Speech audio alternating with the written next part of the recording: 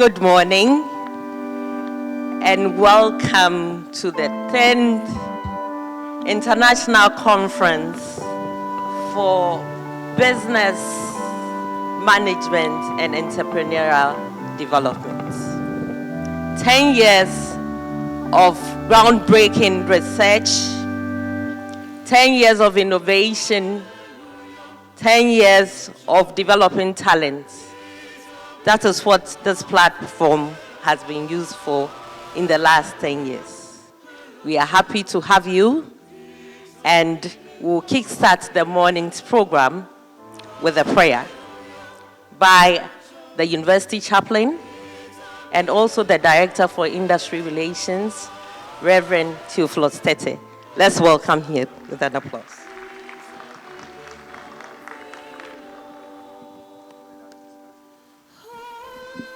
Shall we please rise for a word of prayer?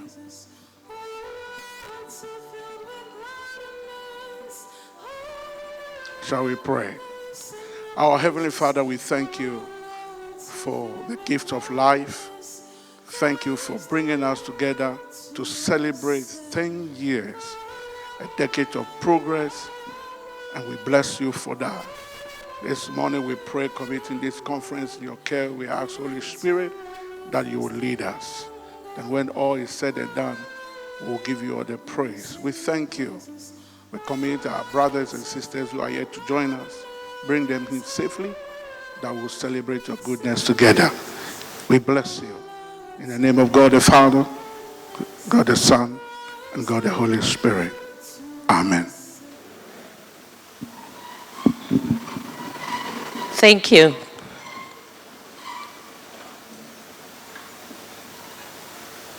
Our Vice Chancellor, Professor John Kwekumin Samauto, our Pro-Vice Chancellors, the Registrar, members of Convocation, our sponsors, our panel members present. I'm sure the others will join us in the course of the program. A warm akwaba to the University of Professional Studies. Today, we are celebrating the 10th International Conference on Business Management and Entrepreneurial Development, where we gather under the theme, Decade of Progress, Bridging Academia and Industry for Business Resilience in Emerging Economies. This theme speaks volumes about the power of collaboration between educational institutions and industries, aiming to drive business sustainability and growth. I believe that over the years, we've all had the conversation about not developing the talent that is fit for purpose for the world of work. Is industry investing in research so that universities such as ours can impact on sustainable development of our country? This and other vexed matters are what we are going to be discussing today. This is a 2-day conference, so don't be in a rush to go back. The meet itself is in the other breakout session where we delve deep into issues that concern all of us. So be patient, buckle up as we take you on an exciting journey that would empower you before you leave here. I would like to welcome the person who has spearheaded this conference to give us a brief remarks. Let's welcome Professor Abigail Opoku-Mensah.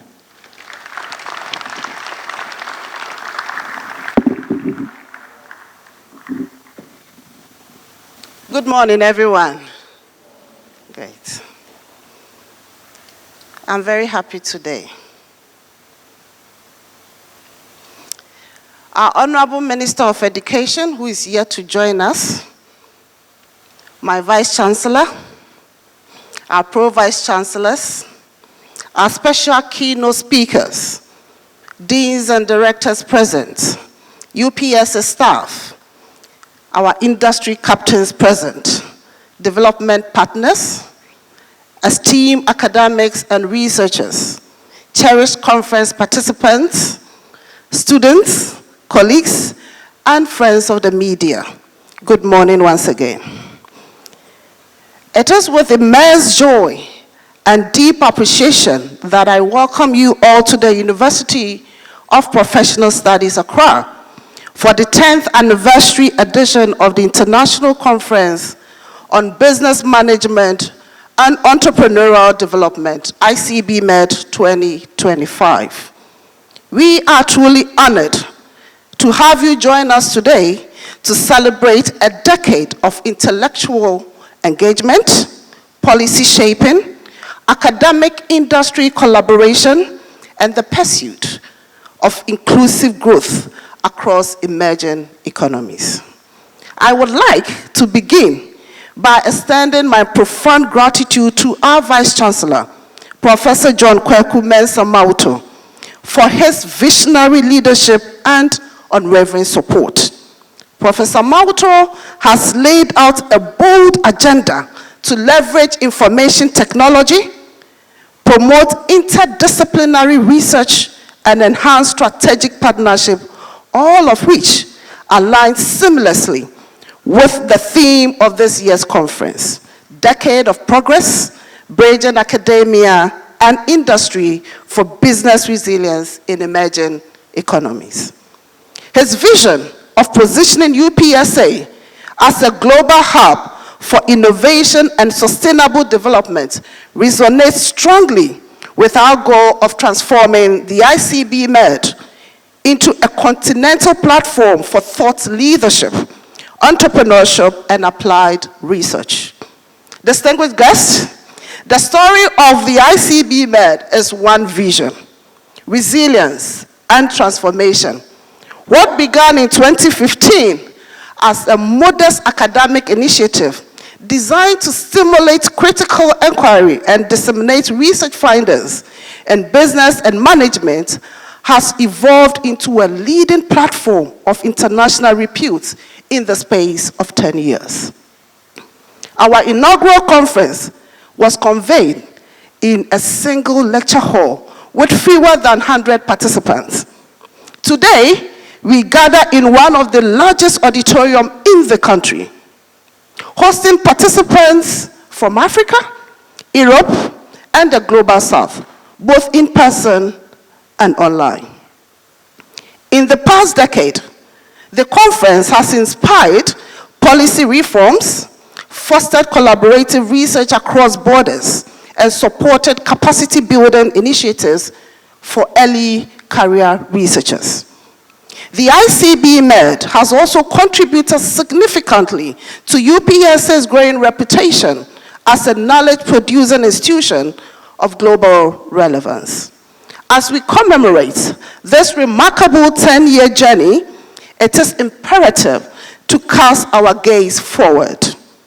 The future of ICBMED lies in deepening its relevance, expanding its reach, and strengthening its contribution to sustainable development. This year's edition of the ICBMED is particularly special. When I say special, I mean special. Not only do we celebrate a decade of scholarly excellence, but we also reflect on our collective commitment to ensuring that higher education institutions remain responsive to the needs of the real world.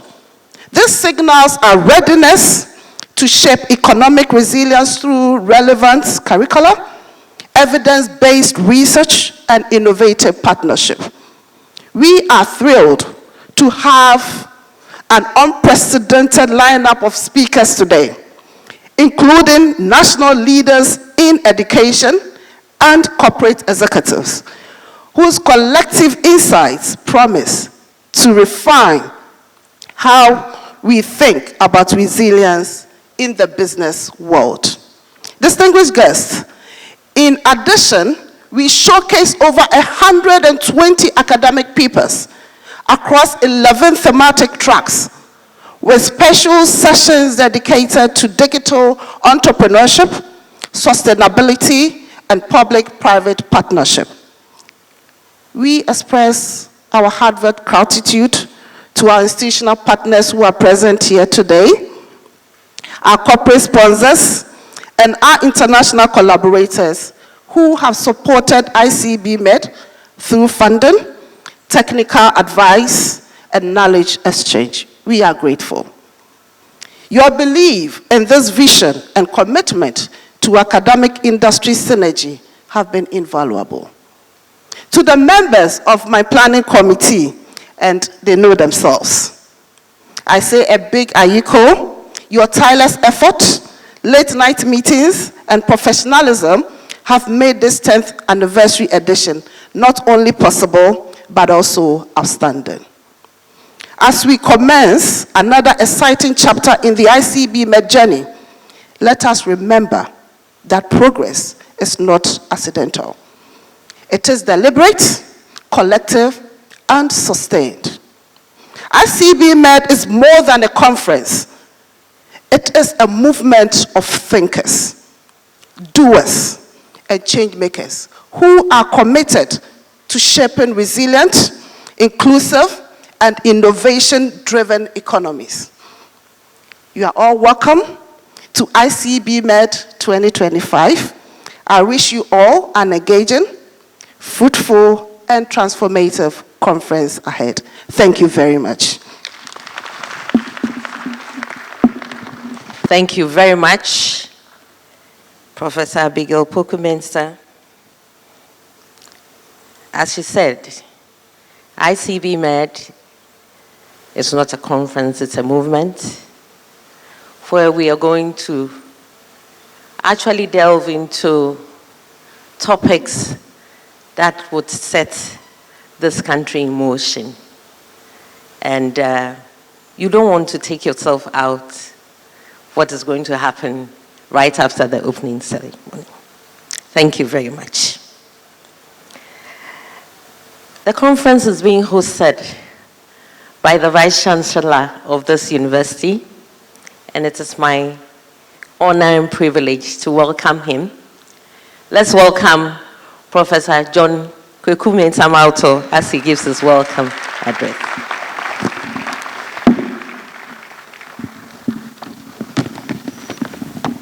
Good morning.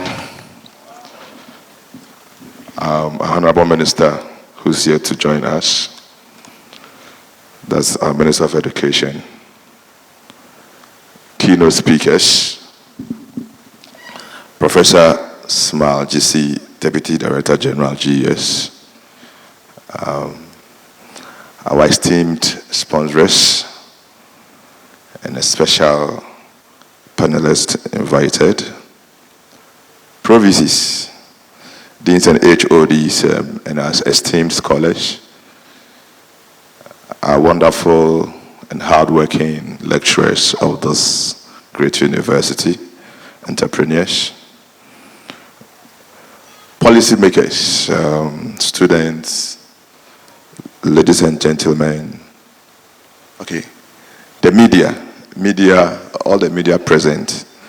Indeed, I'm humbled and highly privileged to welcome you on behalf of the Chancellor and the Chairman of Council to the University of Professional Studies, Accra. And most importantly, the 10th anniversary of the International Conference on Business Management and Entrepreneurial Development, the ICBMED 2025, organized under the theme, Decade of Progress, Bridging Academia and Industry for Business Resilience in Emerging Economies. Indeed, this is a conversation the university and the country will really cherish to have.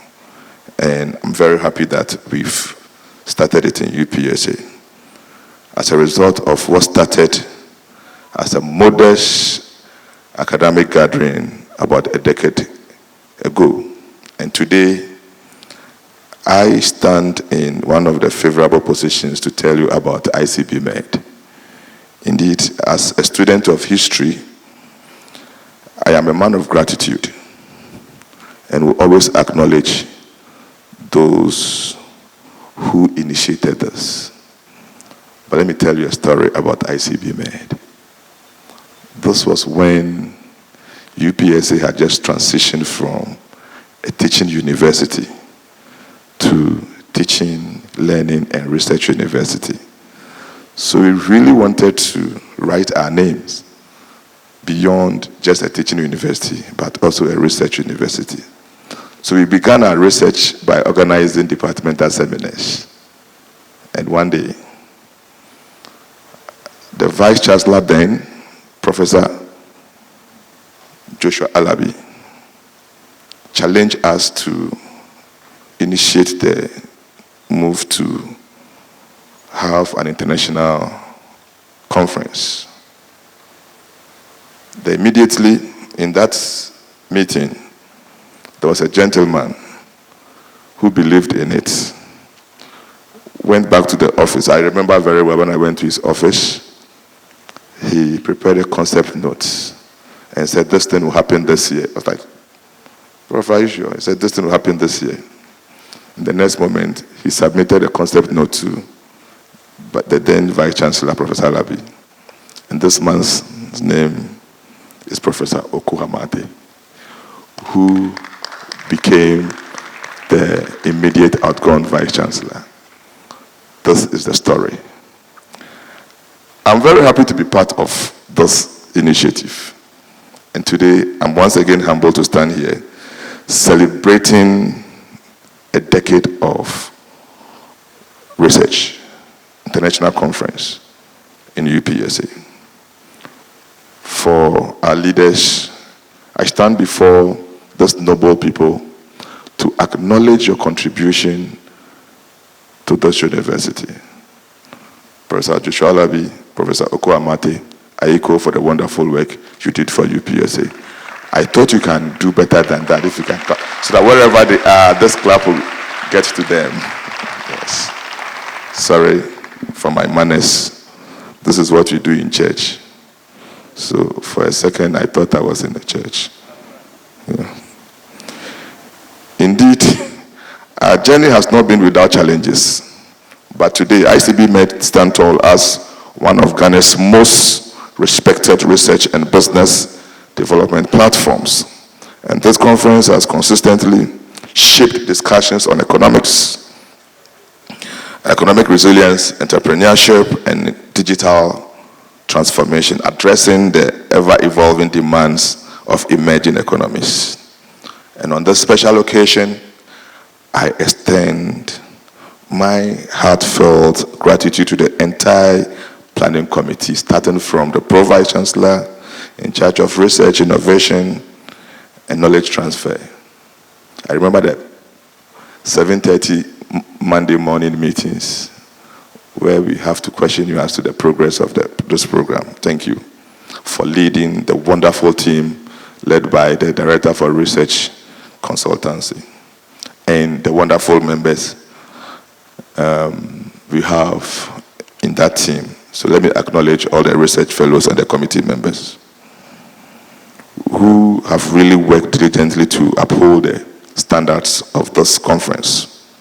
Indeed, may the good Lord bless you. Let me equally express my deepest appreciation to our sponsors, corporate partners, and institutional supporters who have continuously believed in the mission of this conference. Your generosity and commitment have fueled our vision of promoting impactful research, fostering economic transformation through academia-industry partnership. Indeed, as we celebrate this milestone, it is important that we align our efforts with national policies that drive sustainable economic development. The government, as part of its pledge, seeks to place a strong emphasis on education and workforce transformation, particularly through initiatives such as expanding access to industry-focused education, enhancing technical and vocational training, promoting digital and entrepreneurial skill development. These policy commitments resonate strongly with UPSA's core mandate and the broader vision of ICBMED. And I am happy to inform patrons that UPSA is committed not to just educate our students in their respective areas of programs they have applied for, but starting this year, what we have decided to do is to initiate skill-based programs as an option for our students in the coming years, where we will roll out a lot of skill-based programs to enhance the entrepreneurial skills we are all talking about.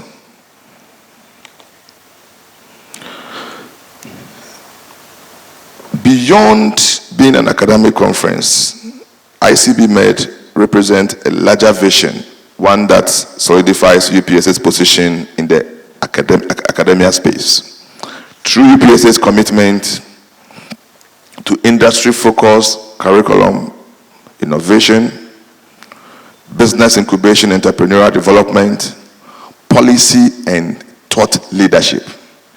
And I'm also happy to inform you that in the coming days, we are going to launch a special committee to do a thorough review of our curricula. And this committee comprises faculty members, administrative members, as well as our external stakeholders. In the coming days, this committee will be launched. This is to give credence to what we stand for. Here, we promote professionalism, and we also bear in mind the academic principles of doing that.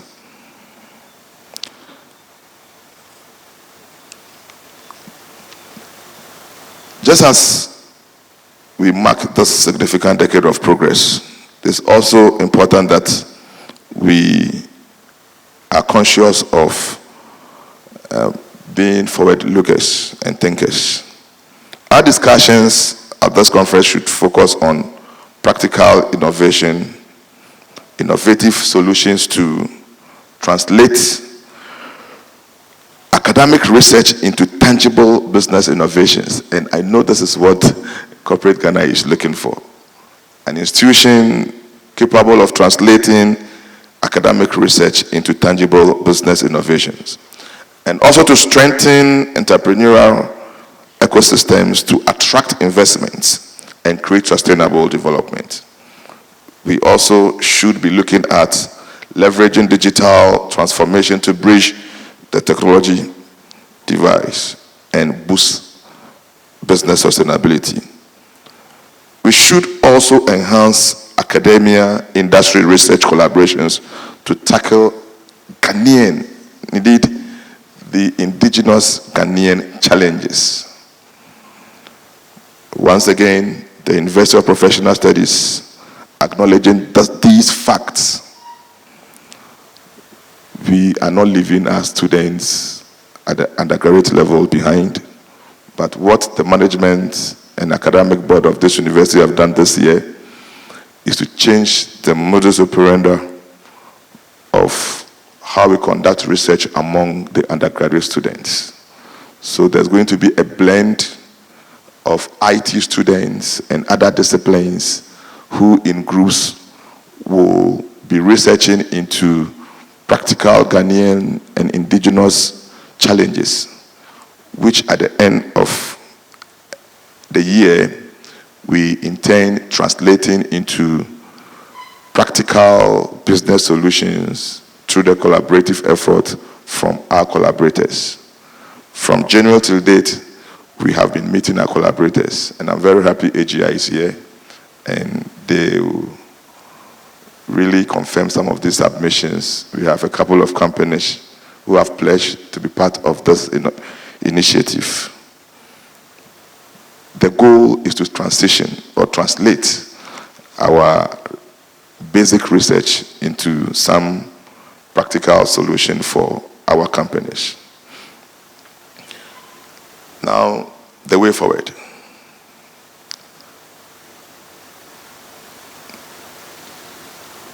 Our Honorable Minister, in absentia, the future of Ghana's economy depends on strong collaborations between academia, industry, and policymakers. And the next decade of ICBMED must serve as a catalyst for deeper engagement, impactful research, and meaningful business transformation. I urge all participants to actively contribute to those discussions, share innovative insights, and also forge new partnerships that will shape the future of business resilience in emerging economies like ours. Once again, let me, on behalf of UPSA, the Chancellor and the Chairman of Council, extend my deepest appreciation to our keynote speakers, panelists, researchers, industry leaders, and sponsors. With these remarks, I officially declare the 10th anniversary of the International Conference on Business Management and Entrepreneurial Development, ICBMED 2025, open. Thank you, and I wish you all productive and insightful conference. Thank you so much for your audience as well. Thank you. Thank you very much. Collaboration between industry and academia.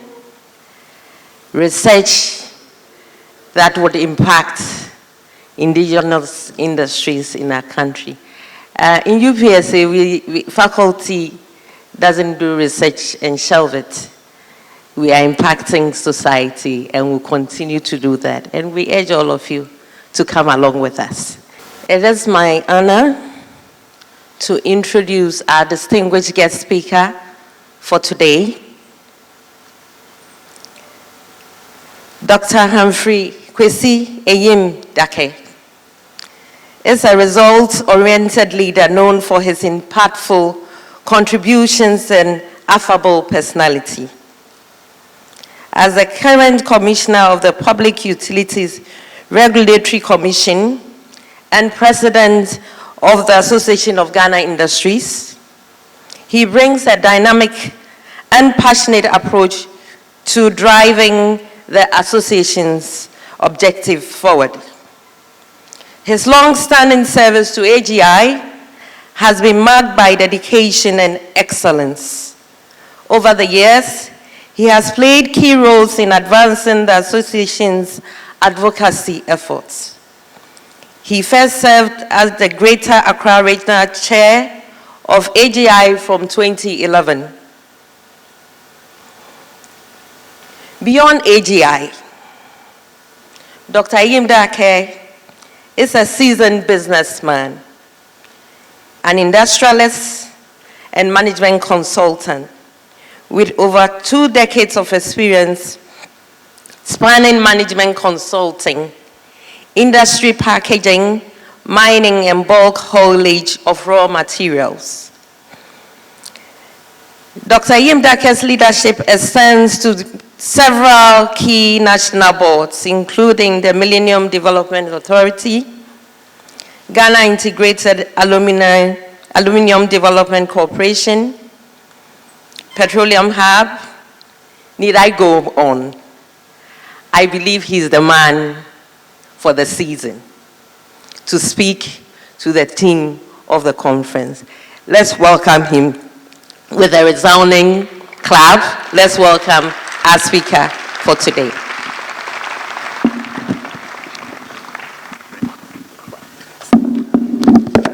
I dropped this one. I want to have a position.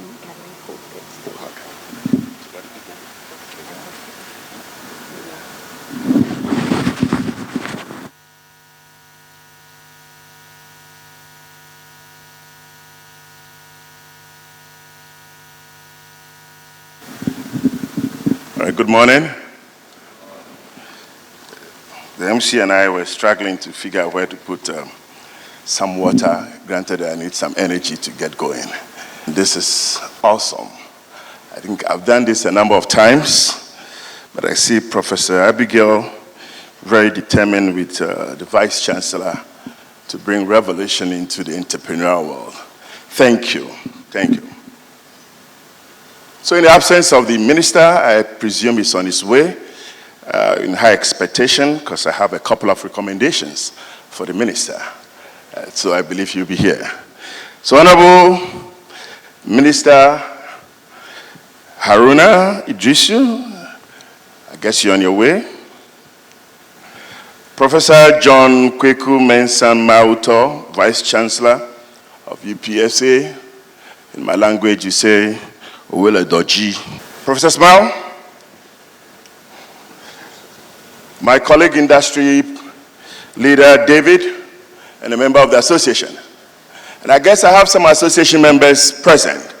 Can I see some members present? Okay, Mr. Oisin, who else can I see from here? Yeah, I see another one there. I can't see you properly. Okay, and I guess I have a few more coming in. Thank you, Prof. And then yes, thank you. And I thought I'd ask a few more to attend so we could support this program in all spheres of engagement. Faculty heads, distinguished invited guests, ladies and gentlemen, and also may I take the opportunity to acknowledge my dear beloved, Lorraine, thank you for your support.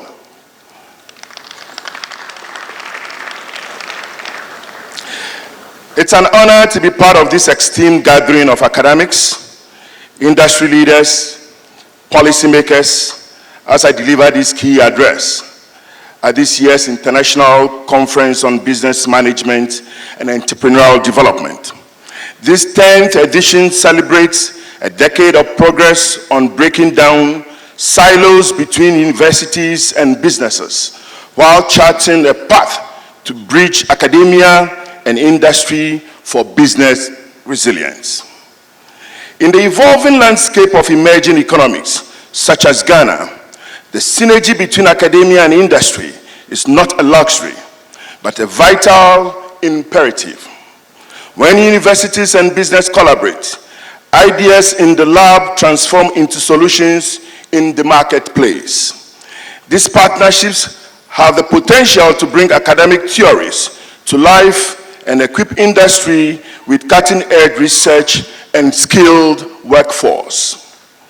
Over the past decade, the global business landscape has undergone earth-shattering shifts driven by digital transformation, climate change, geopolitical transformation, and tariff adjustment in recent times. And the disruptions and seemingly never-ending after effects of the COVID-19 pandemic still persist. The times have compelled resilience as the new currency of survival for many. It has become a crucial necessity for businesses, especially in emerging economies like ours. The truth, though, is that resilience is not born in boardrooms alone. It is also built in classrooms, incubators, research labs, and through practical engagement with realities of the marketplace. That is why bridging academia and industry is not just a good idea, but a strategic imperative. Ghana has made efforts at exemplifying this synergy, with universities making significant strides in industry-relevant research, fostering research-driven solutions to local challenges, and introducing or upgrading digitization in several areas. As an educational institution, one of the most critical, yet often underestimated roles you play is in research development and product innovation. Across the world, university campuses are becoming launch pads for cutting-edge discoveries and practical solutions. Students are not just studying, you are inventing, prototyping, testing, and even launching new products that enhance business efficiency and improve lives. It is the expectation of business owners that you bring to the table fresh thinking, digital fluency, and the courage to challenge the status quo. Whether you are developing a business plan in the classroom, working on a tech solution, or leading a campus startup, you are probably already solving or contributing to solving problems and overcoming challenges. This, my friends, is the hallmark of resilience. This begs the question, how do you make the most impact? Research and development outcomes must not remain in silos and on library shelves. They belong to the real world, at the doorstep of industry, where they are most needed and most impactful. In effect, they must, as a matter of necessity, connect with industry demands, funding sources, and real-world applications.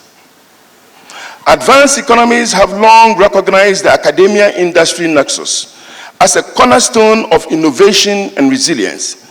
As we talk about bridging academia and industry, we must reflect on the triple helix model and quadruple helix model, a dynamic interaction among three key actors: universities, which represent academia, industry represents businesses and entrepreneurs, and government, which manage policy and regulation.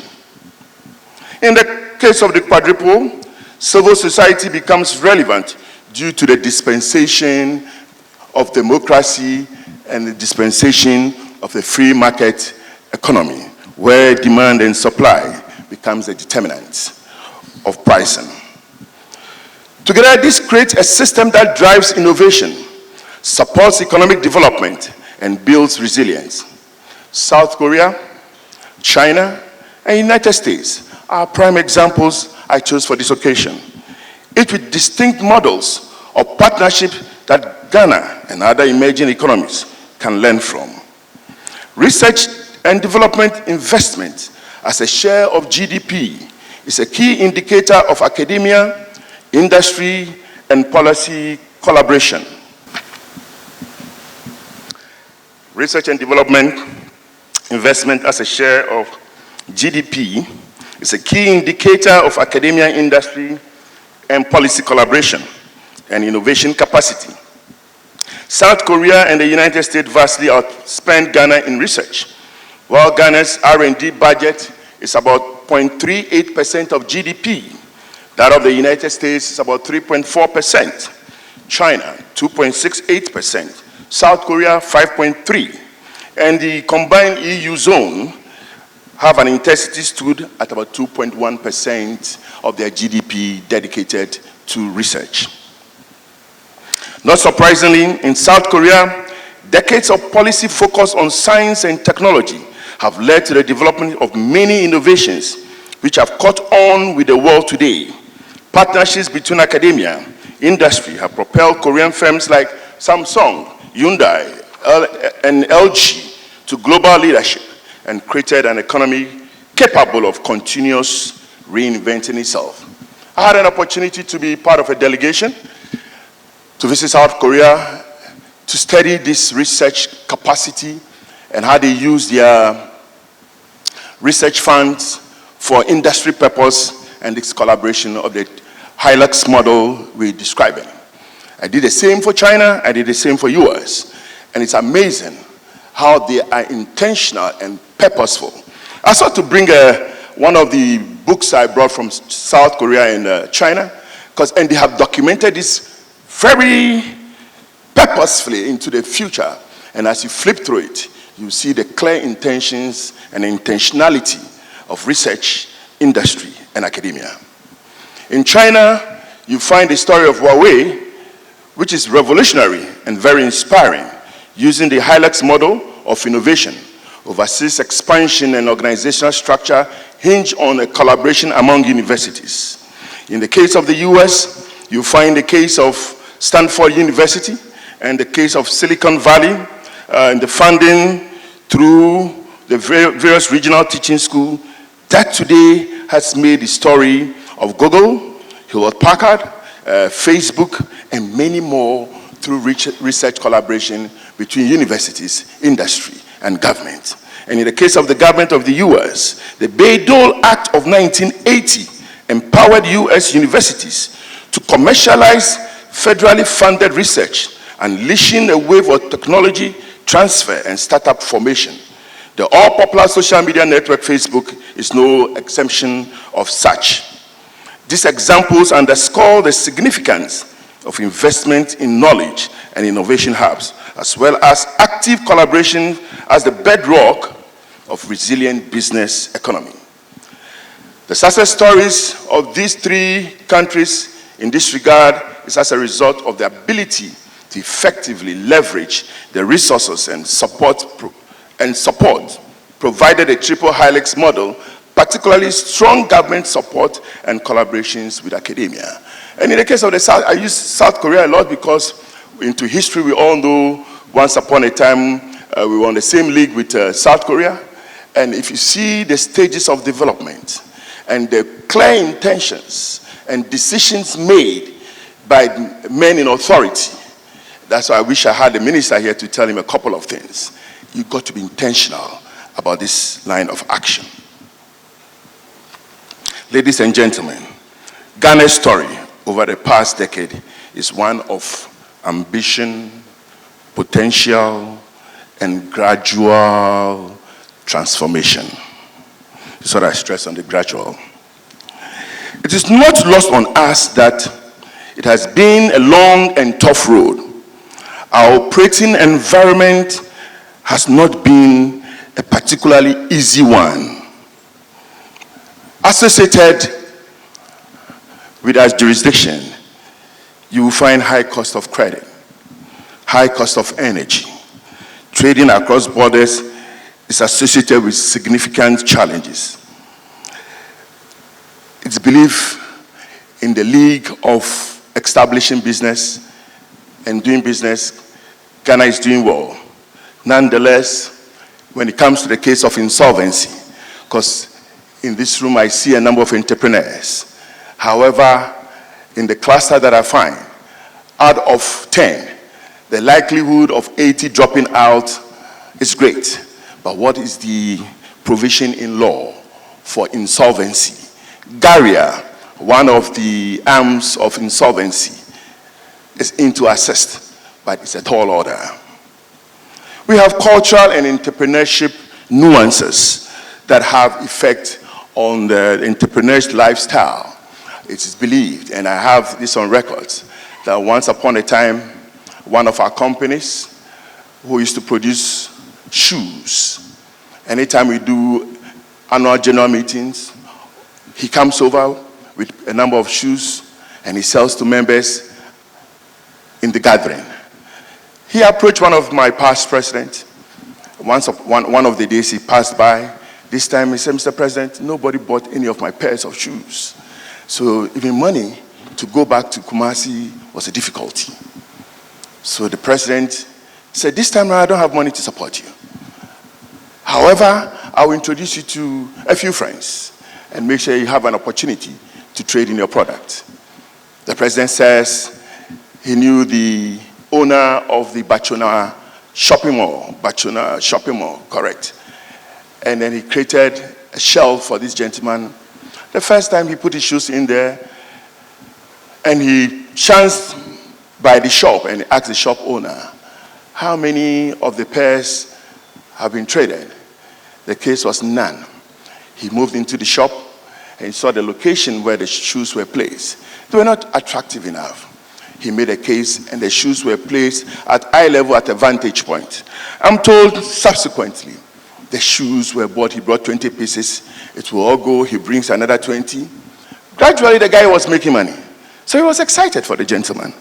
So once upon a time, he was in Kumasi, and the gentleman comes to him and says, oh, Mr. President, I said, oh, I said, Mr. President, I'm poor. I said, Mr. President, I said, what got us into working capital, no one. Also, Mr. President, say, the bush and phone, the man, Timono, what you crazy say. You see, the compelling factor of cultural nuances within a certain geographical location can determine your future course on your business. And I'm told my friends in Kwu, when you trade every year, part of the cardinal principle is that so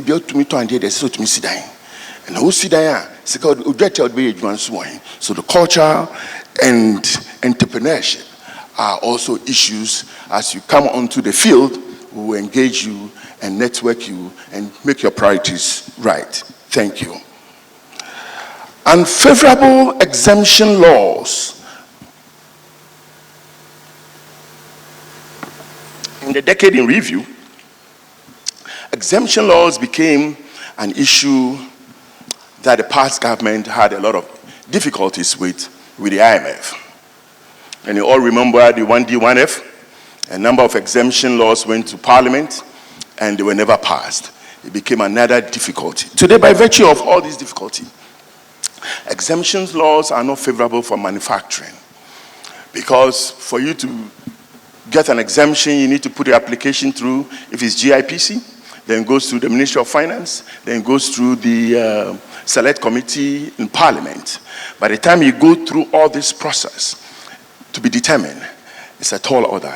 Granted that your stock or your machineries are at the port, you will pay the price dearly with demurrage. And these mostly exemptions come for equipment. And in the various West African market, until recently, we had exemption laws. But the question is, how targeted is it? How is it monitored for effective use by industry? And in that context as well, because of the such difficulty, a law was passed that for government to grant you exemption, government will do an equity swap in your business. So you have a business, you are a 100% shareholder, you brought machineries for production. By virtue of this law, you are restricted, and either you trade it in for government equity. Purely a challenging one for entrepreneurs and manufacturers. These are challenges we hope to engage government with whilst they formulate the policy on the 24-hour economy. If not, it's possible it becomes a mirage like 1D, 1F, and the other associated ones. For young starters, as you seek to come into the entrepreneurial field, availability and cost of office space are significant barriers to local businesses, and we will aid you and engage you on how to go around it. High import dependency is the bane of our country, and therefore we know what happens to our city every now and then. In the midst of the 10 years as well, we had banking reforms, significant banking reforms, and the story is well known to us. But it had its positive side and its negative sides. We had its liquidity challenges. In the negative side, we had non-performing loans as a result of third-party relationships and other related difficulties like high interest rate, low access to capital, high inflation rate, policy rates and lending rates were high taxes and complexity of our tax systems, exchange rate volatility, and the COVID-19 effect. We also saw the domestic debt exchange program, policy inconsistency for which cost research and the HILAX model is necessary for our interaction. I could go on and on the 10 years reflection or a decade reflection of our Ghanaian economy. Nonetheless, we proceed. A decade ago, academia and industry in Ghana largely operated in isolation, with only intermittent collaborations. Research findings languished on library shelves, while industry grappled with productivity challenges and imported solutions. It is good to know that there have been consistent changes that are guided by the National Development Agenda and the shared resolve to be globally competitive.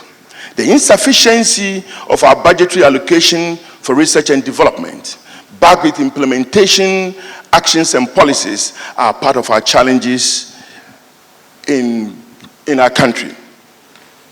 In that regard, it's what has been our main bane. Hopefully the changes with our request to the Honorable Minister, asking for an adjustment in the research budget reasonably to 2% will be a starting point.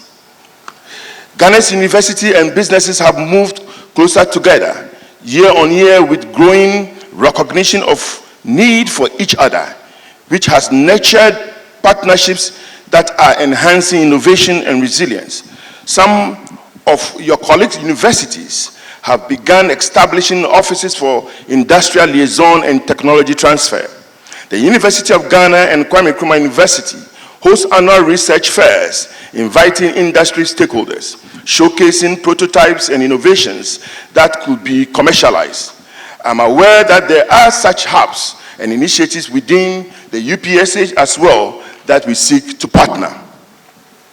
The government of Ghana, through agencies such as the Council for Scientific and Industrial Research and the Ghana Innovation Hub, has launched programs to encourage startups based on academic research and to fund joint projects such as the National Research Fund. The hackathons and the incubators, the pitch competitions that are connecting students with business mentors are not mere buzzwords. They are creating bridges for knowledge exchanges. Industry-academia relations take different forms. Here is an impactful example that the Association of Ghana Industries and other collaborators, we named it African Knowledge Partnership Project, AKTP, executed with the British Council in collaboration with the University of Ghana and CSIR. In this encounter, the AGI introduced the enterprise with a problem statement, while the academic institution collaborated with the enterprise to develop a product.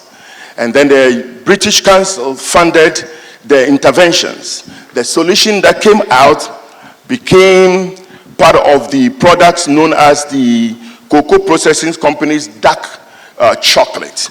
It came out of this particular collaboration. I also recall Nkulenu Industries bottling. The bottling of palm wine by Nkulenu was one of the interventions. All this was collaborated with the Food and Science Department of the University of Ghana. One clear collaboration. Another current collaboration we are engaged with is with the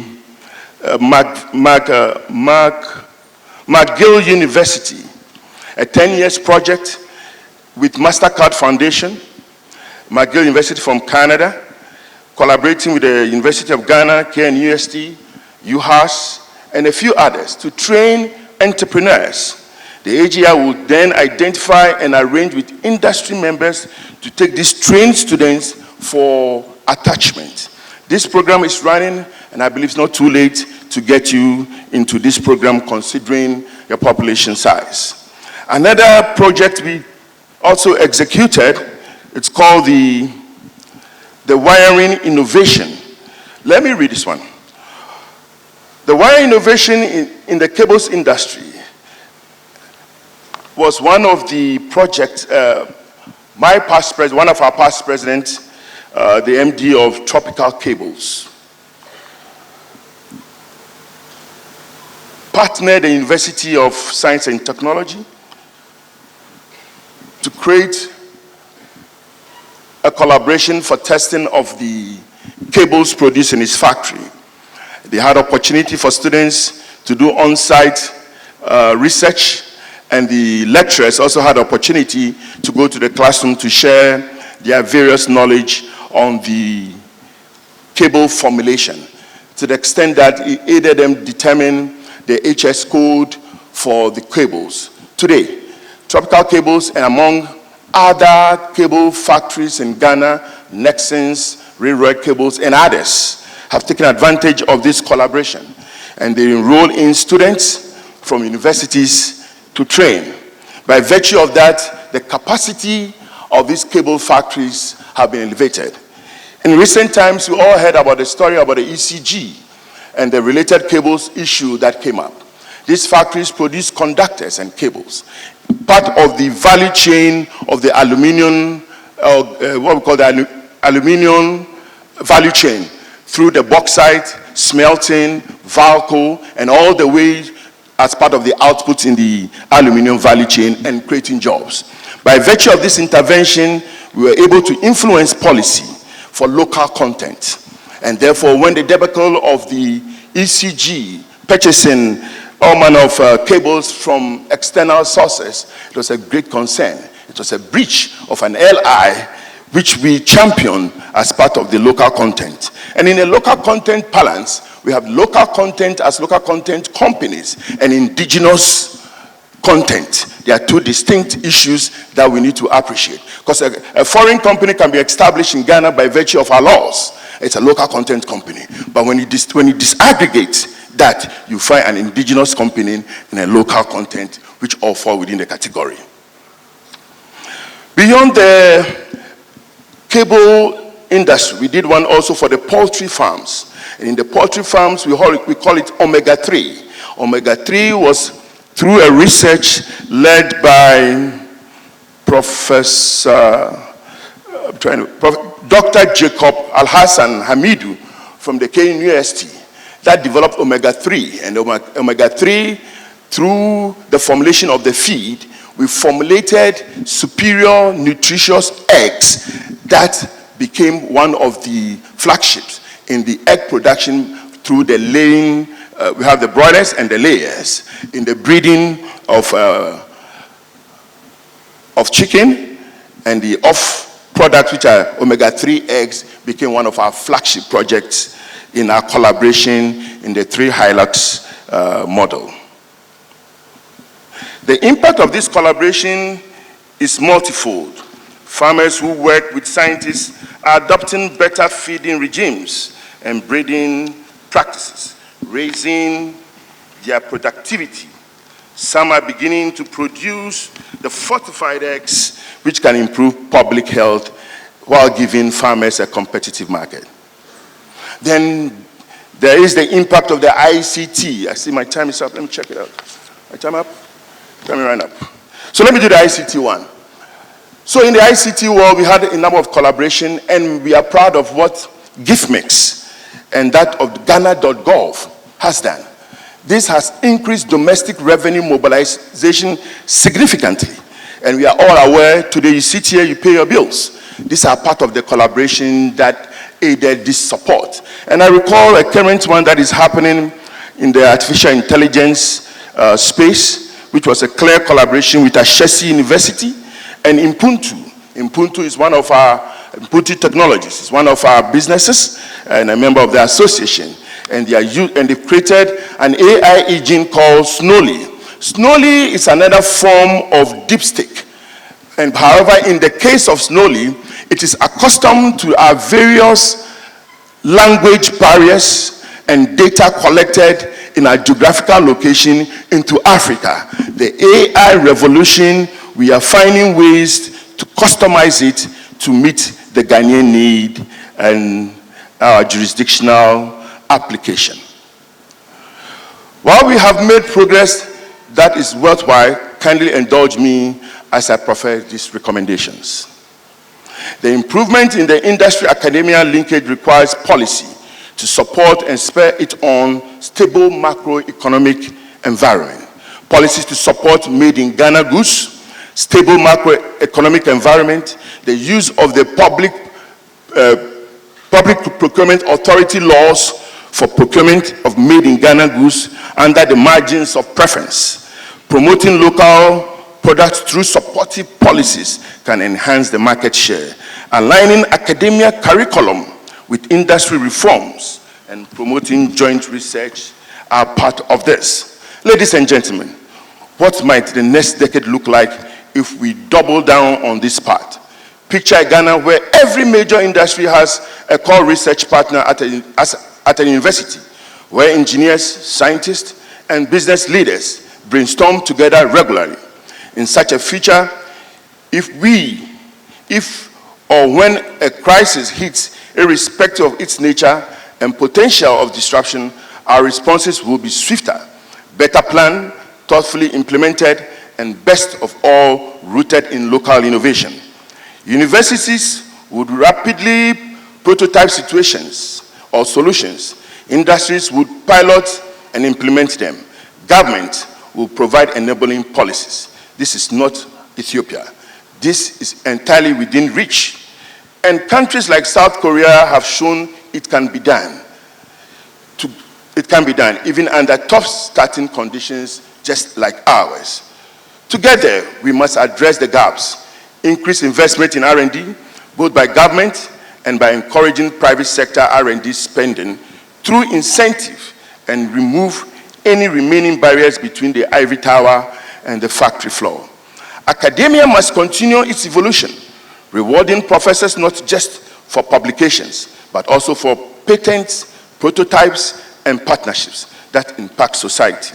Industry, on its part, should view university as strategic allies, not just sources of entry-level employees.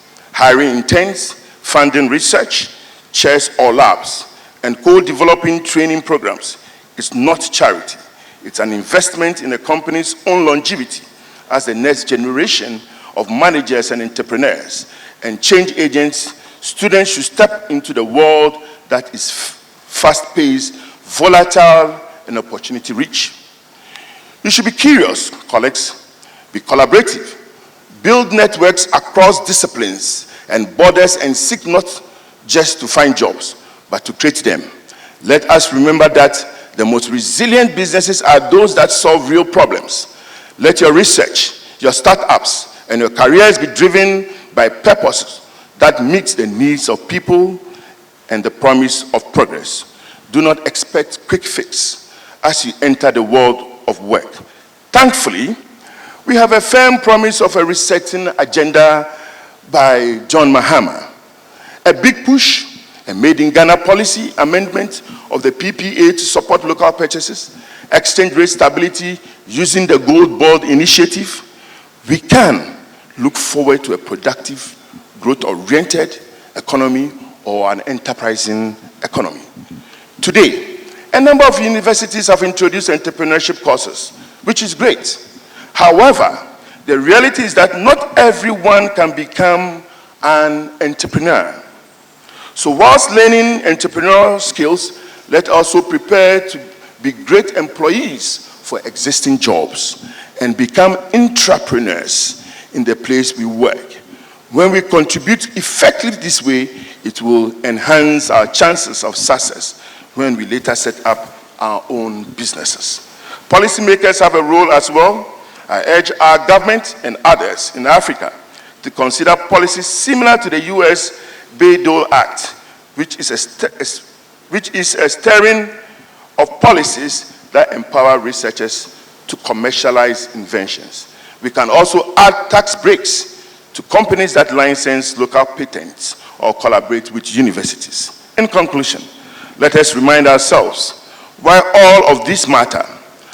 At its heart, this is about people, the young Ghanaian graduate who finds purposeful employment because his or her university partnered with a company to ensure he or she had the right skills. The entrepreneur who saves his business by applying a tip he learned from the university workshop.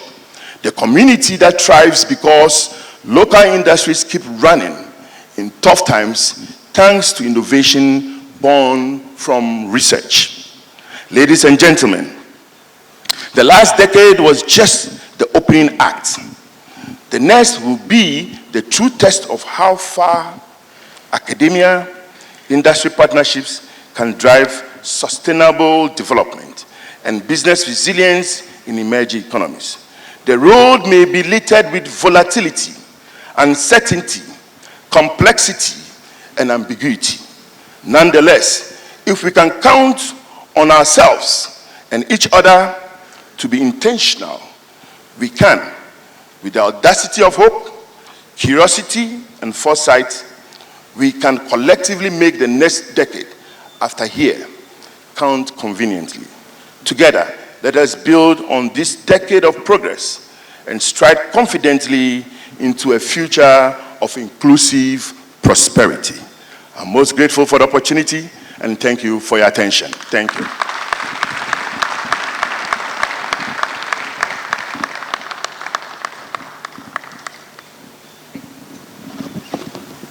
Thank you very much, Dr. Imdakhe.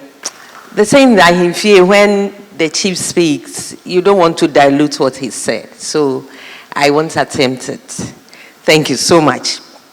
I believe he had words for everyone, the students, faculty, and the minister's representative. I believe, Prof, you got your share to take away. So thank you so very much. Is it the Hilux 3 and 4? Hilux 3 and 4. We'll be practicing at faculty, and we'll go to AGI. I believe the partnership will be deepened from here. Thank you so very much. I would like to welcome Mr. Alfred Okansi, my co-MC for the day, to take the next phase of the program. Thank you very much. Good morning. Good morning. Thank you very much. So we'll go straight to the panel conversation, and I would kindly invite, and please help me make welcome, Professor Mrs. Smile Gavoa Jisi, Deputy Director General of the Ghana Education Service. Let's put our hands together for her. The least we can do is to have her continue to smile. So please, let's put our hands together for her as she comes in. Thank you. Yes, please. Okay. Next, Mr. David Kofi Aflu is General Manager, GB Foods Ghana. Let's put our hands together for him as well. Thank you. Thank you very much. And we would also call back Mr. Yim Dake to join us as well. Let's put our hands together for him.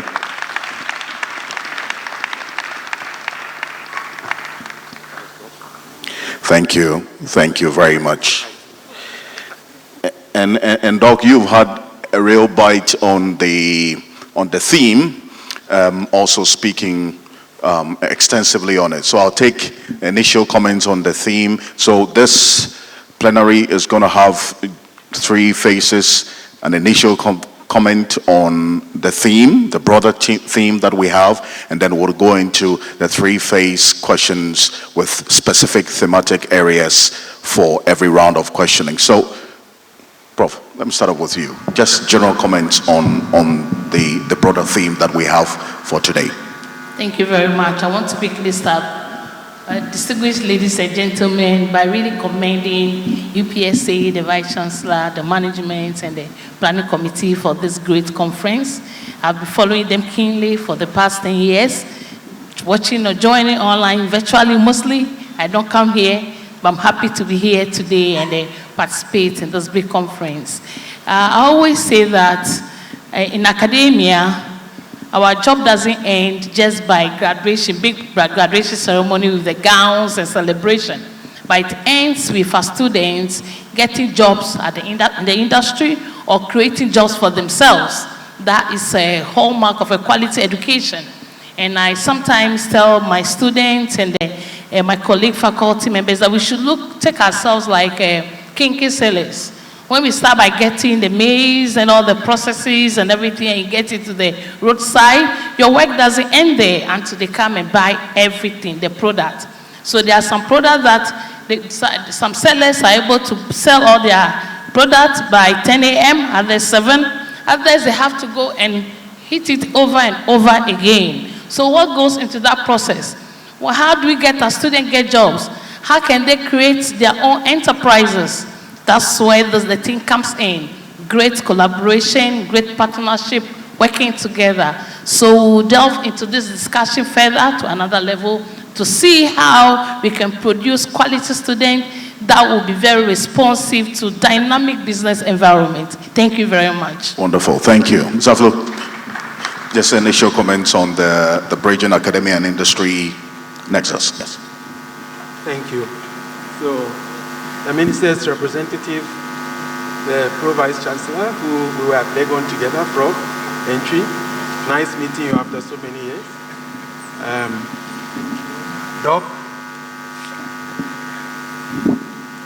I am my AGI president, Prof, and all the other professors, doctors, present students. I represent corporate Ghana in my capacity as the MD of GB Foods, so I will be sharing some thoughts because we are employers. We meet students in various capacities, internships, national service. We have children as well.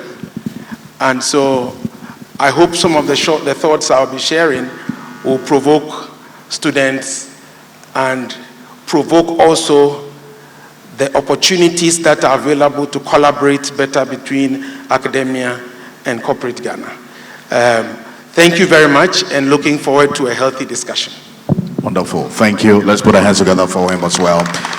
And this leads us to our first round of this conversation, and that's going to be on impacts and assessment and achievements over the period, assessing the progress of academia industry collaboration over the past decade. And I'll start off with you, Prof. Chisi, as well on this. I mean, as a leader in education and gender advocacy, what's your view of Ghana's higher education sector also contributing to strengthening industry responsiveness and graduate readiness for a dynamic business environment as we have it in the country? Thank you very much. I think I can confidently say that there has been some changes, significant changes in the decade in review. In the past, it was actually bad. We're just producing, I can say, employees, and then the employees are not even getting the job. But now we have taken a lot of steps, most institutions, to revise their curricula, and then we are changing gradually for heavy theory-based curriculum. I'm not saying that the theory is not good. We need the theories to apply the practice on it. But we've been so much in the past, so much focus just on the theory. In the technical universities now, we are going to competency-based training to help our students be able to get jobs for themselves in the industry, to help the students to be able to do something for themselves. We are actually producing entrepreneurs and intrapreneurs. When you mentioned entrepreneurs, I was very happy. That means we have workers, we have employees that are able to exhibit entrepreneurial qualities, and they're able to help the industries to be able to achieve their mission and visions. That's what is happening. And I want to say that now the industrial attachment that is talking about working with the industry has gone to another level. And formally, the students are here. When we send them on the attachment, they just go and hide somewhere and bring letters that they've got on attachment. They thought they were doing something to the management of the institutions, but they were rather, it was having negative effect on them. But now they are taking it very serious. They actually go to the industry for the period to acquire all the practical skills. We have supervision to make sure that what is being taught in the schools, they've got the practical or the theoretical application in the industry as well. And there's a gender aspect here that is good news for the past decade, because I do a lot of research on the gender and the females in male-dominated areas. It was very difficult to employ some of the females that have done science, math, engineering, because they feel that they will not be able to deliver. So they'll do these engineering courses, civil, whatever, BT, and when they get to the job market, they just become clericals. They just do administrative duties. But during the attachment, they'll be able to prove themselves that when you employ them or when you give them the chance, they'll be able to deliver. And I'm also happy to say that another attachment is not just the technical universities, it's highly graded, which is also good, but even in the traditional universities, the businesses, I hear the Association of Business Schools, they are taking it to another level so that they can get great opportunity to be able to interact or partner with the industry before the completion of their courses. Thank you very much. Thank you. Thank you very much. And it's not only the students, and when it matters, internships. I think the organizations as well have to be spoken to. In most cases, you have the students who are on internship being sent to go and buy gobe and wachi and things. It's not part of the internship. So you see, yes, they could be serious, they want to do it, but then again, there has to be that level of consciousness to want to put them to work. This is why I bring you in at this point about how, over the years, industry has collaborated with academia in also improving on the contribution that academia also makes to industry growth. You touched on it quite extensively in your speech, but just a quick recall, give us a bit more detail on the collaborations over the decade at the least. So we had I mentioned earlier, we had the African Knowledge Transfer Project financed by the British Council. AGI, as an association, identified the enterprise, and between us and the university, we identified the university. And then with the enterprise, we are going concern, we identify your challenge. If it is about manufacturing, if it's a defect, if it's a marketing solution you needed, if you needed managerial skills development, we identify the gap. The gap is then packaged and sent to the university. And we did with UPSA, we did with the University of Legon, and then with the research, with a thorough case study, develop the problem statement, you do the conceptual issue, and do all the methodology and analysis. And then from there, when the student and the faculty that is involved, once you get understanding and the solution, then you share with the enterprise, funded by the British Council. So with that three-party, and it's a triple helix model, and that you could research. We deliberately did that. That was one clear example of support. We did another, currently running a 10-year program with the Canadian University in McGill, and seeking to do similar. And this time around, we're identifying entrepreneurs. And then we pick you up, you go through the bootstrap, you go through the hubs, you bring your product, we help you shape it up, and then if it's marketable, we aid you push it. And then we have funding packages to aid startups, and wherever you have capacity to start, we support you. Those are deliberate intention. And we can go on and on a number of deliberate interventions. And if you listen to this carefully, it's always been a private sector initiative. And that's why we listed the debacle and the various challenges in the decade. It's our wish that in the triple models concept, government will step to the plate. And that's why we gave the example of the Korean model. Government must be deliberate and to put in legislation to support the collaboration between the universities, the private sector, and themselves that benefit out of our 25% corporate tax, which automatically is government interest in your business, whether you like it or not. But when you talk about government, I'm going to step with you a bit further. We've seen the Venture Capital Trust Fund initiative. It hasn't worked perfectly, in this country. We've seen money that venture capital is supposed to use to help startups being given to members of parliament for their campaign. I know how that forms a startup in its sense of the word. But then again, that's the kind of misappropriation of funds that we have seen. How do we leverage on the existing structures of support so as not to, while we are thinking about also doing new things, the existing structures, how do we strengthen them to serve the objective for which it was established? So in the venture capital concept, it's a profit-oriented organization. In the case of the examples I gave, initiated by the association and others, you realize that you have a grant component. Because in R&D, you need grants to do the heavy lifting before it's tested and commercialized. Venture capital will not do that with you. So it's not probable that you have a venture capitalist coming to partner a university to develop a product for the market. Those are the distinctions. But if you do R&D funding, which the Koreans do, with the US and others do, it's dedicated for R&D, heavy lifting, going through the mill until you get a success. Will venture capital go through that mill? So venture capital's mandate and intention is to pick a going concern and go to the market and be profitable. In the case where we suggesting, the R&D takes you to the lab and scratches it with you until it's successful. You go up and down until it's successful. Then when it's marketable and it's ready for the market, the venture capitalists may come in. Those are the distinctions. Thank you. Perfect. Mr. Flo, and I'll come to you. In your leadership role at GB Foods, how have you also leveraged academic influence in advancing your objective as a company? Thank you. And let me acknowledge the presence of 5 of my directors who left their very busy schedules to be here. So if you're a student of UPSA and you catch their eye during the break, you might just get an internship opportunity. So maybe catch their eye. So just to ground my conversation, GB Foods is a multinational company based in Barcelona, where our head office is. In Africa, we are in over 30 countries.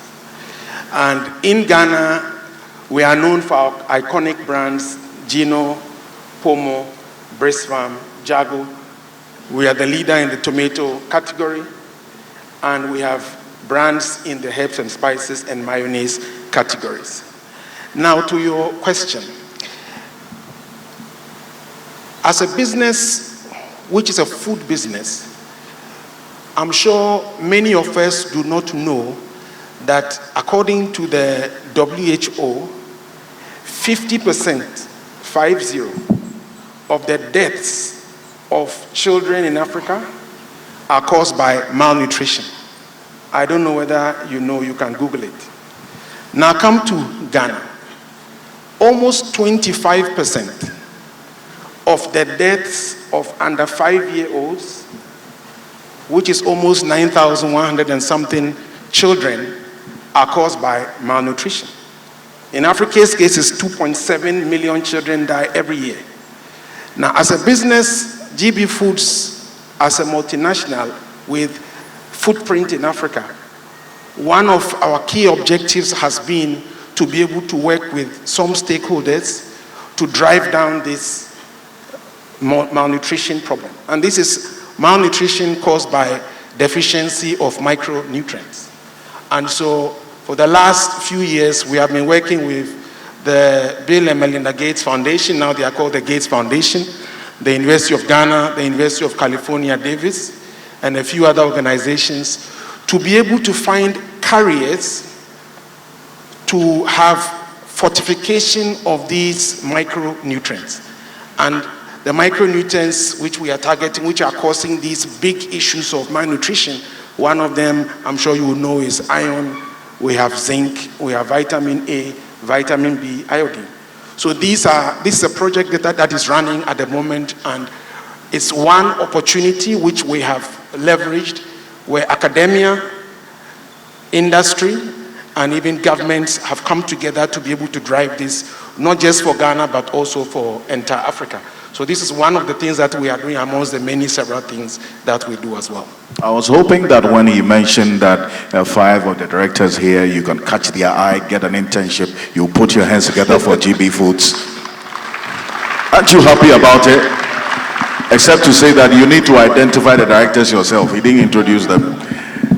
Yeah, but hopefully as we go on, we'll get into it. But that leads to our next round of question and answer. That's why, you see, I come to you on the challenges, in your view, the pedagogical challenges where you sit that also impacts on the effective leveraging of the academia and industry relationship as we've been talking about. What are those challenges that you've identified that exist that, and also how those can be addressed from where you sit? We still have a lot to do, although we have made some significant strides in this particular area. We still have challenges. Still, we have a curricula that's very rigid. We don't have a lot of input from the industry. Some of them are too busy for us. When I saw him, the first question I asked, how did they get you here? And I really commend him for coming. I think the two of you and all our industry leaders here that have made time for this particular conference. But we need you in the development of various curricula. And I was talking with the accreditation department, that when we are going around to to give accreditation to the various programs, we should involve the industry. And we don't just panel academia.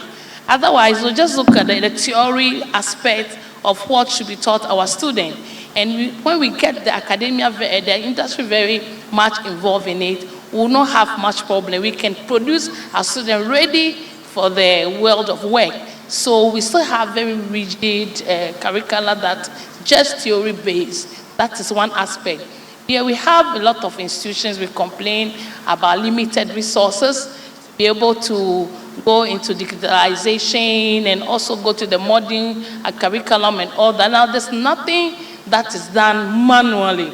That even human resource, we have the systems, learning system, and human resource system, how do you call it? We have various softwares for that, accounting, all over that. As for the engineering, it's very compulsory. So I think UPSA, if they want to talk about money, they will not be where they are now. So the institutions or limited funds should rather push us to come up with innovative ways to get money, to be able to get all the relevant resources that we need to equip our students very well for the dynamic and changing environment.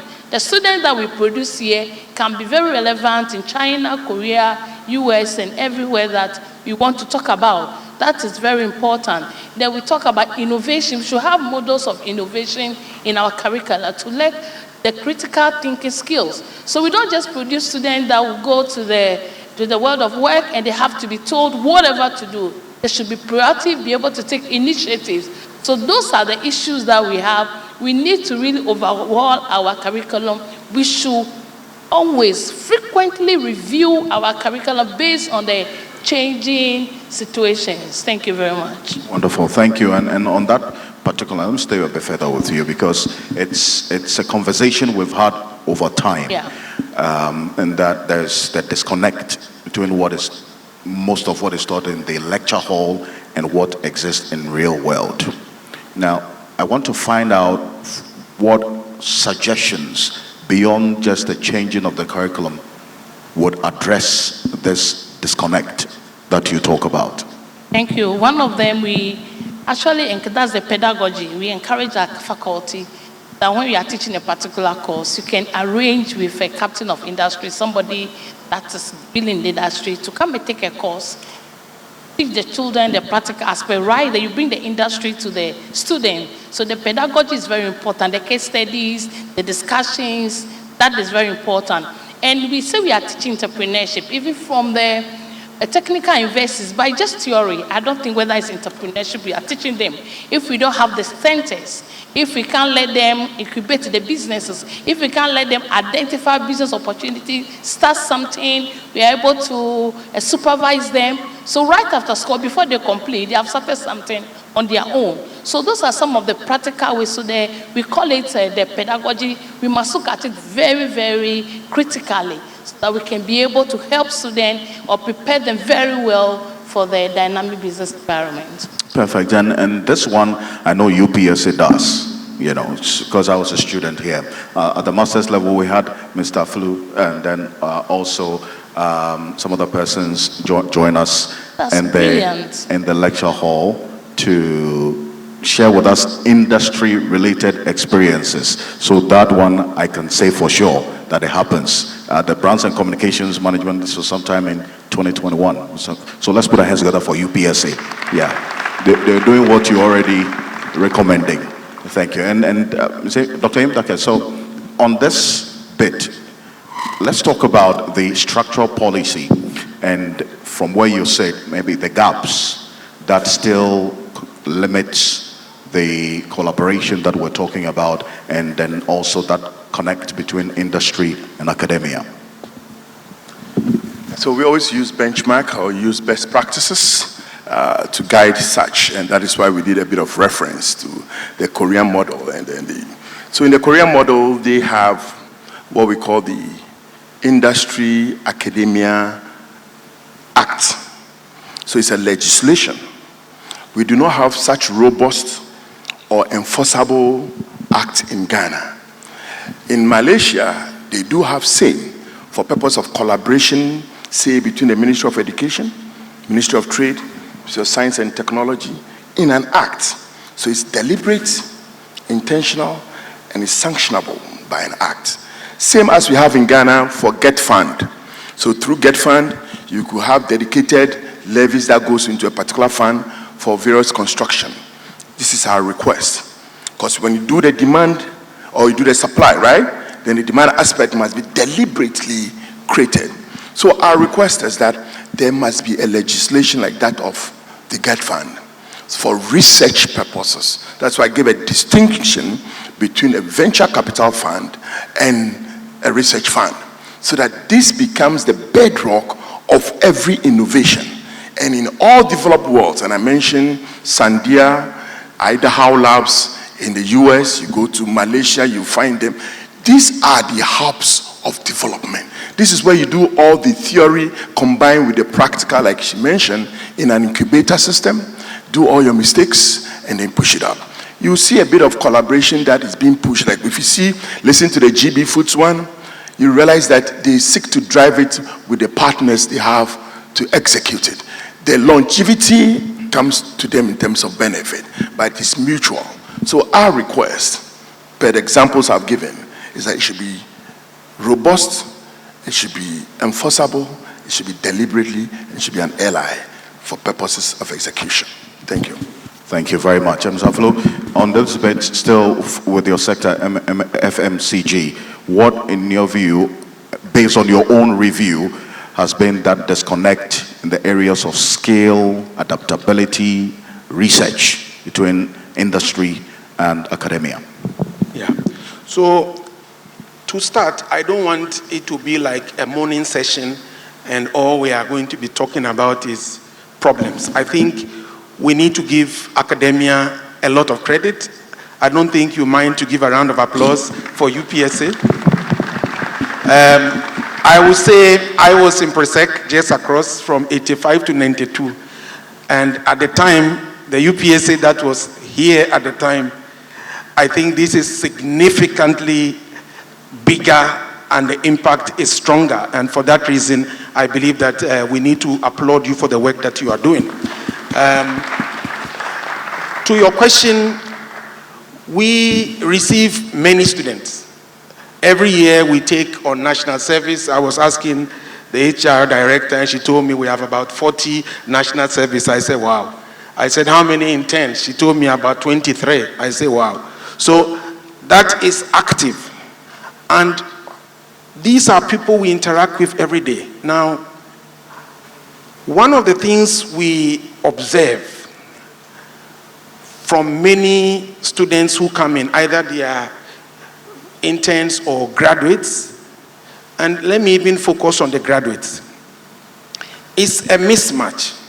So you feel that even basic Microsoft tools, and we as a multinational, you come in and you are a fresh young graduate, a role is advertised and you come in, or you came for national service or internship, it is assumed that those basic skills you have. But sadly, Pro Vice Chancellor, representing academia is a problem. Now, I'll give you an example. A few students came for internship last year, and what we do is after they complete the internship, because the internship is structured, we would have a session afterwards where they will meet either their team leaders, department heads, and for one, I decided to sit in. And one of the ladies said something. She had worked in HR, and she said she was so excited, and the reason was when she joined, she had been asked to do a project on pre-boarding, onboarding, off-boarding, and she had never even understood this. And so she was leaving so excited because she now had understood that, the theory doesn't even cover this, but she now knows that before even an organization receives people, there are things the organization does. When the person now arrives, there are things the organization does. If the person decides to leave under whatever circumstances, there are things the organization does as well. And these are some of the testaments of the mismatches that we observe, and hopefully academia can take note of some of these. Another one I will call out would be how they are able to even adapt to the system. We have a running joke nowadays, we say Gen Zs. But I would say it goes beyond the Gen Z phenomenon. I would say it's a lack of emotional intelligence. What is emotional intelligence? We know that it's about recognizing people's emotions, that is your own emotions, managing them, recognizing other people's emotions, and then being able to build healthy relationships. That is the summary I have. But some of these young people come, they know their own emotions, but they don't respect yours. They don't care about yours. And I do not know whether it is because when they are here, it is all about get the best grades, you get a first class. But in the work environment, it's more about teams and collaboration. Nowadays, we don't celebrate heroes anymore in the workplace. We celebrate people who can drive and lead teams. I'll say one last thing, Mr. Kanse, which is on critical thinking skills. And I think it's extremely important for today's graduates. And one of the things we observe is ability to analyze data, information, and what we call connecting dots. Being able to make meaning from different sets of seemingly unrelated data is a big issue today in many of the young people, graduates and interns alike. And I think it's an issue that we need to deal with head on. And one of the things I want to ask is it because maybe the students are too many and they can't have the opportunity to do like case studies? Case studies for me is a major way to just get people to think outside of the box. Because then you'll be asking questions, that CEO or that marketing director did this. If you were the CEO or marketing director, what would you have done? So Alfred, I'm sorry. Yes, these will be a few of my comments. So while and let's stay a bit further on it, because we're going to go to the third round, which is about the next phase, the next decade, what to do going forward. I'll start with you on that. What's your own proposal on addressing these challenges as well, and also how private sector can collaborate with educational institutions, higher learning institutions to co-create knowledge systems going forward? And again, I will say a lot has been done. Doc Ayim has alluded to many of the things, but I will say there's still a long way for us to go, a very long way. I'll talk about maybe 2 or 3 things. One, I would say, is internships. And I think we need to be more intentional about structuring internships. And I'm speaking from the perspective of private sector. We as private sector need to be more purposeful and intentional about how we structure internships. And I think we need academia to also position itself better. Today, the experience is a letter comes, a student brings a letter, and the letter is from a faculty of engineering or marketing to say, dear X. Sometimes the letter will even have the wrong company's name, you can imagine. But it will say, dear GB Foods, I hereby introduce X on who is running this program. I think we need to go beyond that. And the learnings are not far away. For those of us who have friends, cousins, or children, or whatever abroad, they have systems which I don't think are extremely expensive. The co-op model, which I'm sure my professors are very familiar with, is a model I believe we can work together to practice. Because today we are doing something which is like the multiple co-op model, but I don't think the structure, it is well structured. One of the recommendations I will make, for example, is when students are sent to an institution, let's say GB Foods, assuming we get 5 marketing interns from UPSA, maybe a TA should accompany them and come, and then we should sit down, marketing director or category manager, somebody, structure a program so that they know that as they are here for 2 months, 3 months, this is the expectation during the period and afterwards.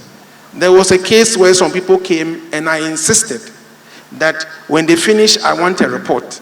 That report, it took me 3 months for them to send the report. So this is the first one that I will talk about, which is internships.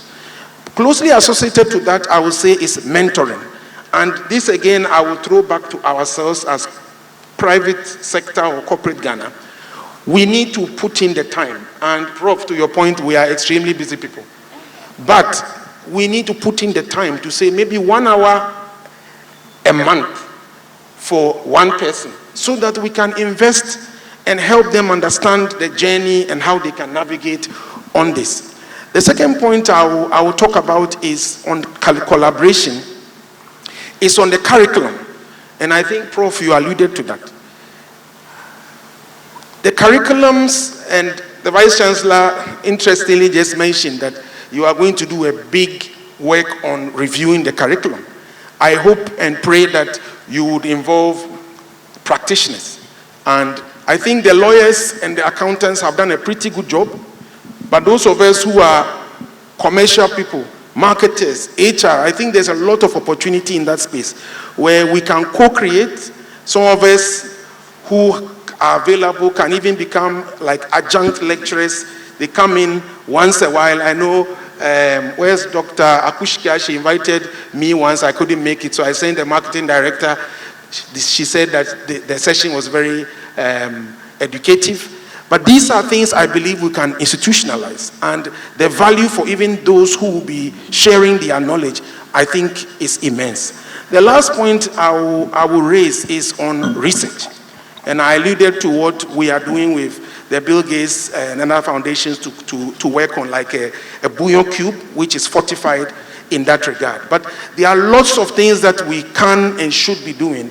And I believe that this one is a two-way street. It's not just academia. We on the side of industry or corporate, private sector, there's a lot we can do here as well. Good stuff. Let's put our hands together for Mr. Flo. We're going to take 3 questions straight to the point. And but before that, Dr. Yimdake, you know, we've had conversations about issues of national concern.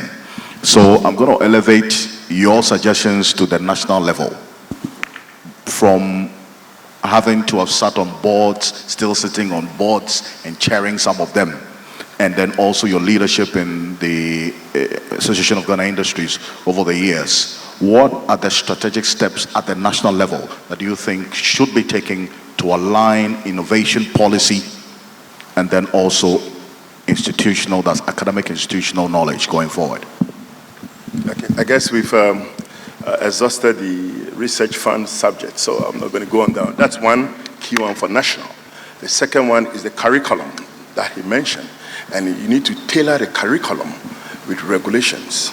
So in the case of the curriculum, whilst he's structuring it, and he gave a very good example of the lawyers. So before you exit law school, you do it, before you are giving your license, you do your pupillage. That is structured. So for the legal discipline, that is the case. So if other disciplines could have such structures within the process, it makes it more rigid. It makes it robust. It makes it enforceable. It comes from the national level. The accreditation board then has a mandate to monitor. So it's structured into the various enterprises, either SME, either the big corporates. SME is dominant. So it aids you also in formalization.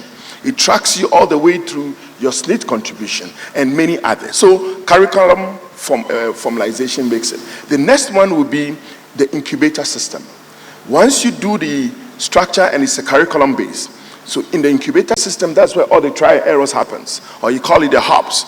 Put their hands in the wheel, in the mill, let them try the corrections and the, what we call it in business, the correction stage. You will definitely need to go through. And then finally, collaborations. And I guess that's all captured in the triple hilux and it works very well. May I take the opportunity to recognize my past president, Kofi Klujeson. I saw you working in somewhere. Kofi, thanks for supporting. That is an entrepreneur with a significant experience over the years, and they are ready to mentor people, as mentioned by GB Food. I also see Seth Chumakwaba, the CEO, said thanks for passing through. And then I see Tony from Dyson Enterprise. I see Sunda somewhere as well. So you see, industries are here to support you and get you the internship. Thank you. Thank you very much. Wonderful. And I know you're going to add to the curriculum bit, but talk about the incubator. I think UPSA is doing all the good things, so it's worth highlighting that there's an incubator for business growth here at UPSA as well. A working incubator, as a matter of fact. So let's put our hands together for UPSA once again. So just a few on the curriculum, and then also governance structures. Exactly. To address said that. a lot.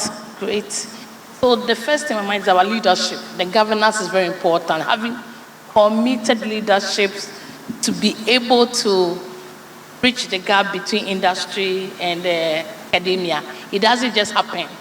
So we need the leadership that is committed to that. It must be in our strategic plans. We must plan to achieve them. You spoke about we must be deliberate about it. It's very important. And when you are deliberate, it's part of our strategic plan. The leadership, management is committed to it. Look at the beautiful, all the great leaders from the industry here. They are ready to support us. So that's very key. And we should, other countries, jurisdiction, they have chairs or committee from the industry that manages every department. So we have IT, we have competence, we have accounting, whatever, all the various programs. Make sure you get a small committee from the industry that will manage the department, provide advice, help the students, go with them from first level 1 to level 400. So by the end of the program, they are ready to get jobs somewhere or even be able to create jobs for themselves. The research fairs, and most institutions are doing it. It's very good to showcase our skills, our talent, what we are capable of doing. So when we have conferences like this, let's be able to see some of the beautiful things, innovations and other things. Let's exhibit them so that the industry see that we are not just highly theoretical, but also very practical. Thank you very much. Thank you very much. Let's put our hands together for Prof. Questions now. You put up your hand. The microphone will be given to you. And please make the questions very short, straight to the point. Not University of Cape Coast kind of questions with all the thesis in there. So just go straight to the point. Yeah. Okay. Yeah, there's a hand there. Okay. Where's the microphone? And there's another one. I'll take a female for the last. You don't look like a female. You put up your hand, gentlemen. Okay. All right. So,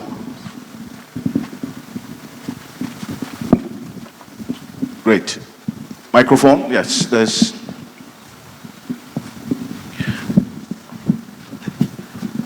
Thank you.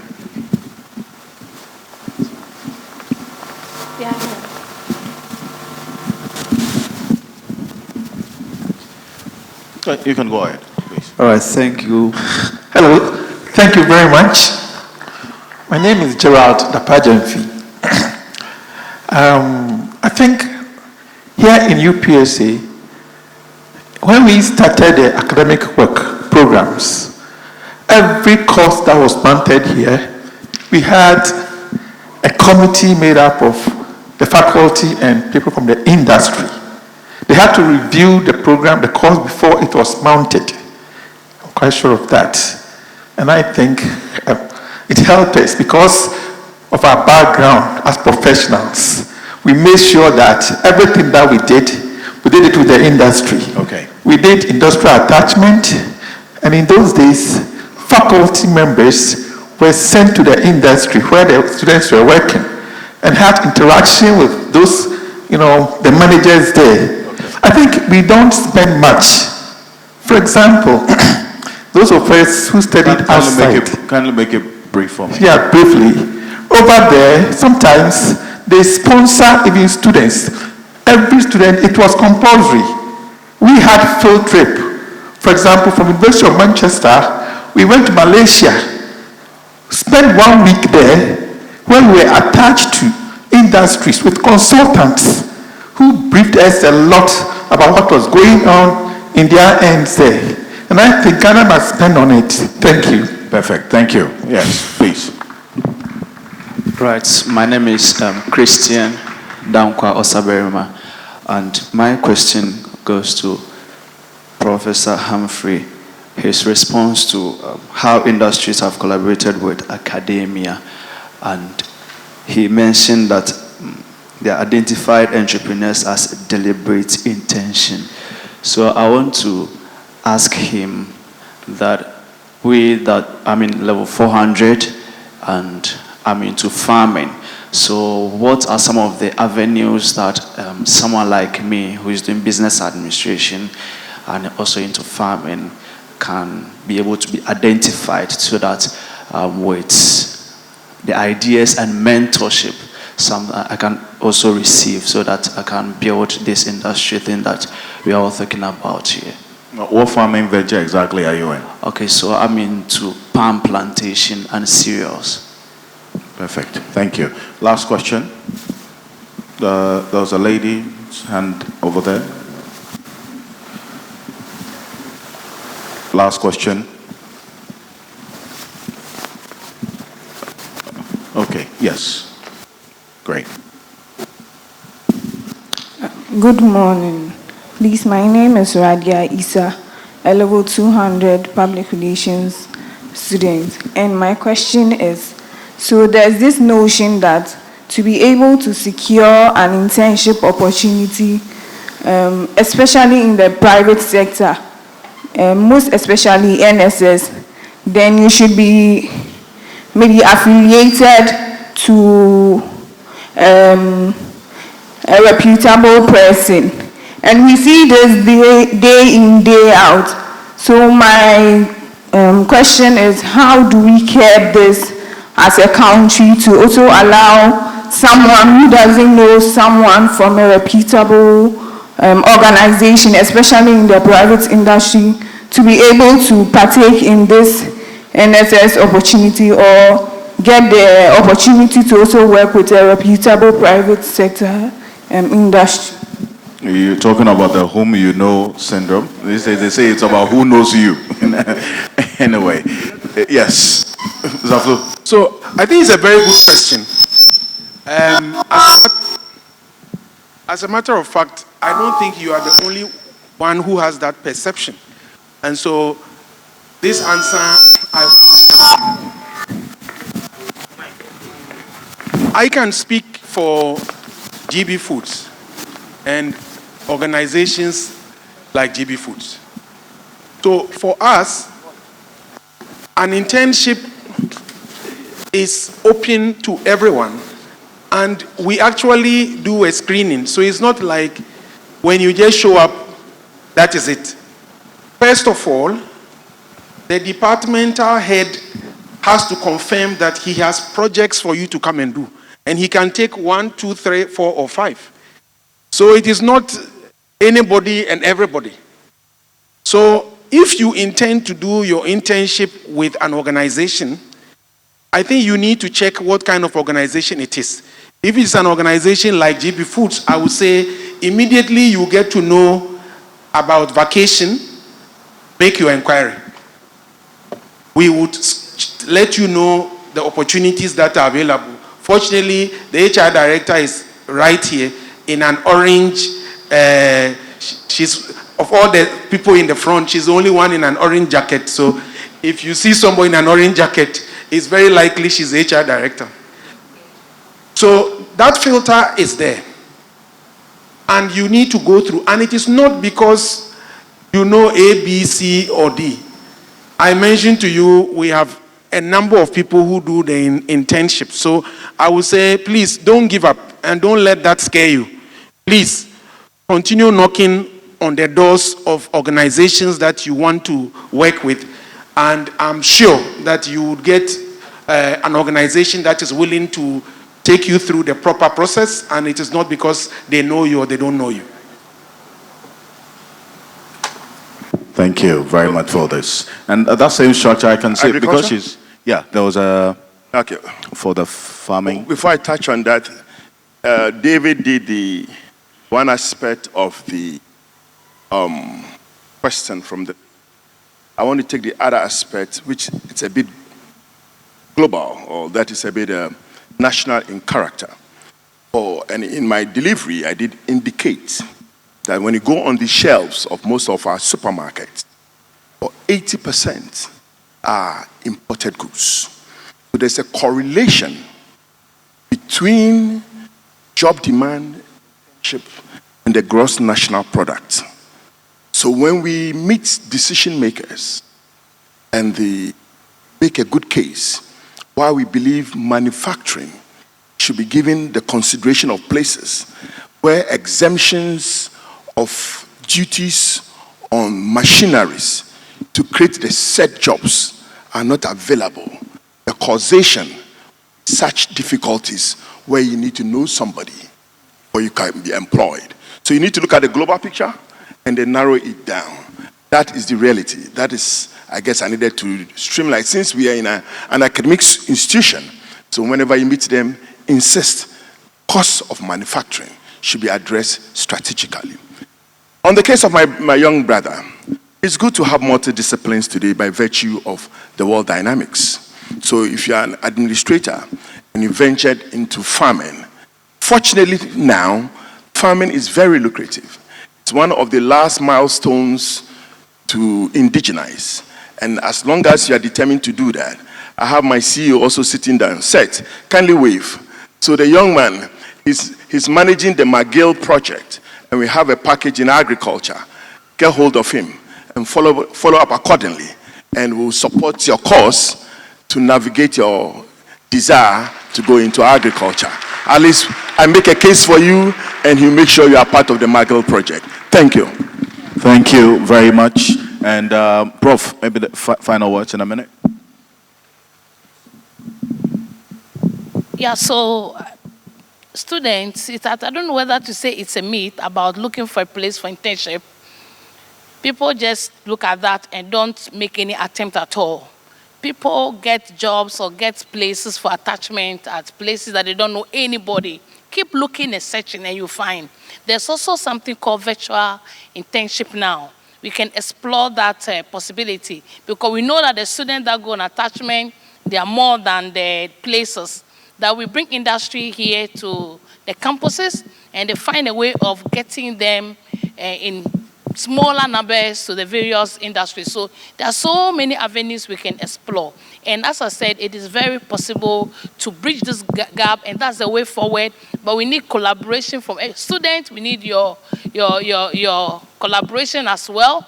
The staff members, the faculty, the management, and industry. Thank you very much. Thank you. Let's put our hands together for them. Thank you so much, Professor Smile Joseph, Deputy Director General, Ghana Education Service. Thank you, David Aflu, Managing Director, GB Foods. Also, thank you to you, Dr. Humphrey Kwesi Yimdake, President of the Association of Ghana Industries. Thank you very much. Let's put our hands together for them as they go. And thank you. My name is Alfred Okanse. I work with TV3, and Madam, we'll take over now. Please, let's put our hands together for her. Thank you. Thank you so very much. I believe you agree with me that we have picked 1, 2, maybe 3. I did more than 4 on my sheets. So a resounding round of applause for our panelists. Thank you, thank you, thank you so much.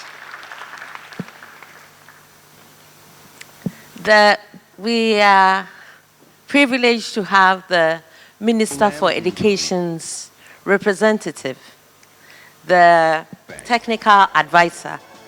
Let's welcome Professor George Odro to give his brief remarks.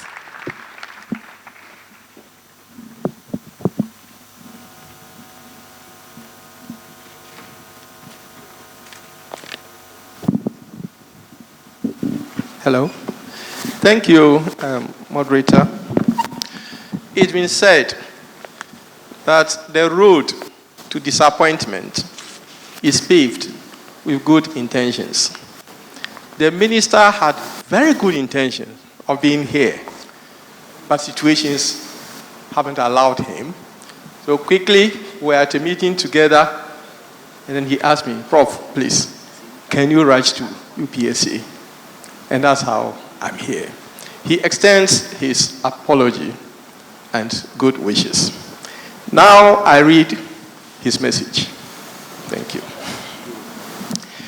Distinguished Vice Chancellor, esteemed faculty, respected industry leaders, honored guests, our cherished students, and the future of this country, ladies and gentlemen. It is a distinct privilege to be here today at the University of Professional Studies, Accra, to deliver this keynote speech at the 10th anniversary edition of the International Conference on Business Management and Entrepreneurial Development. Under the theme, Decade of Progress, Bridging Academia and Industry for Business Resilience in Emerging Economies. This theme is both timely and pertinent, particularly within the dynamic context of Ghana and other emerging economies, and I am deeply honored to be part of this occasion. I take this opportunity to acknowledge our host, the University of Professional Studies, for having emerged as a leader in the field of professional education in Ghana and Africa. With this commitment to excellence, innovative programs, rigorous academic curriculum, practical learning experiences, research endeavors, and strong industry partnerships, UPSA has made significant strides in shaping the future of education in Ghana and beyond. Hosting this conference comes as no surprise, given the university's enviable reputation, making it the center of professional excellence and the school of choice. Over the past decade, we've witnessed transformative changes globally, technological advancements, increased globalization, and shifting consumer demands have redefined the business environment. For emerging economies like Ghana, these changes present both opportunities and challenges.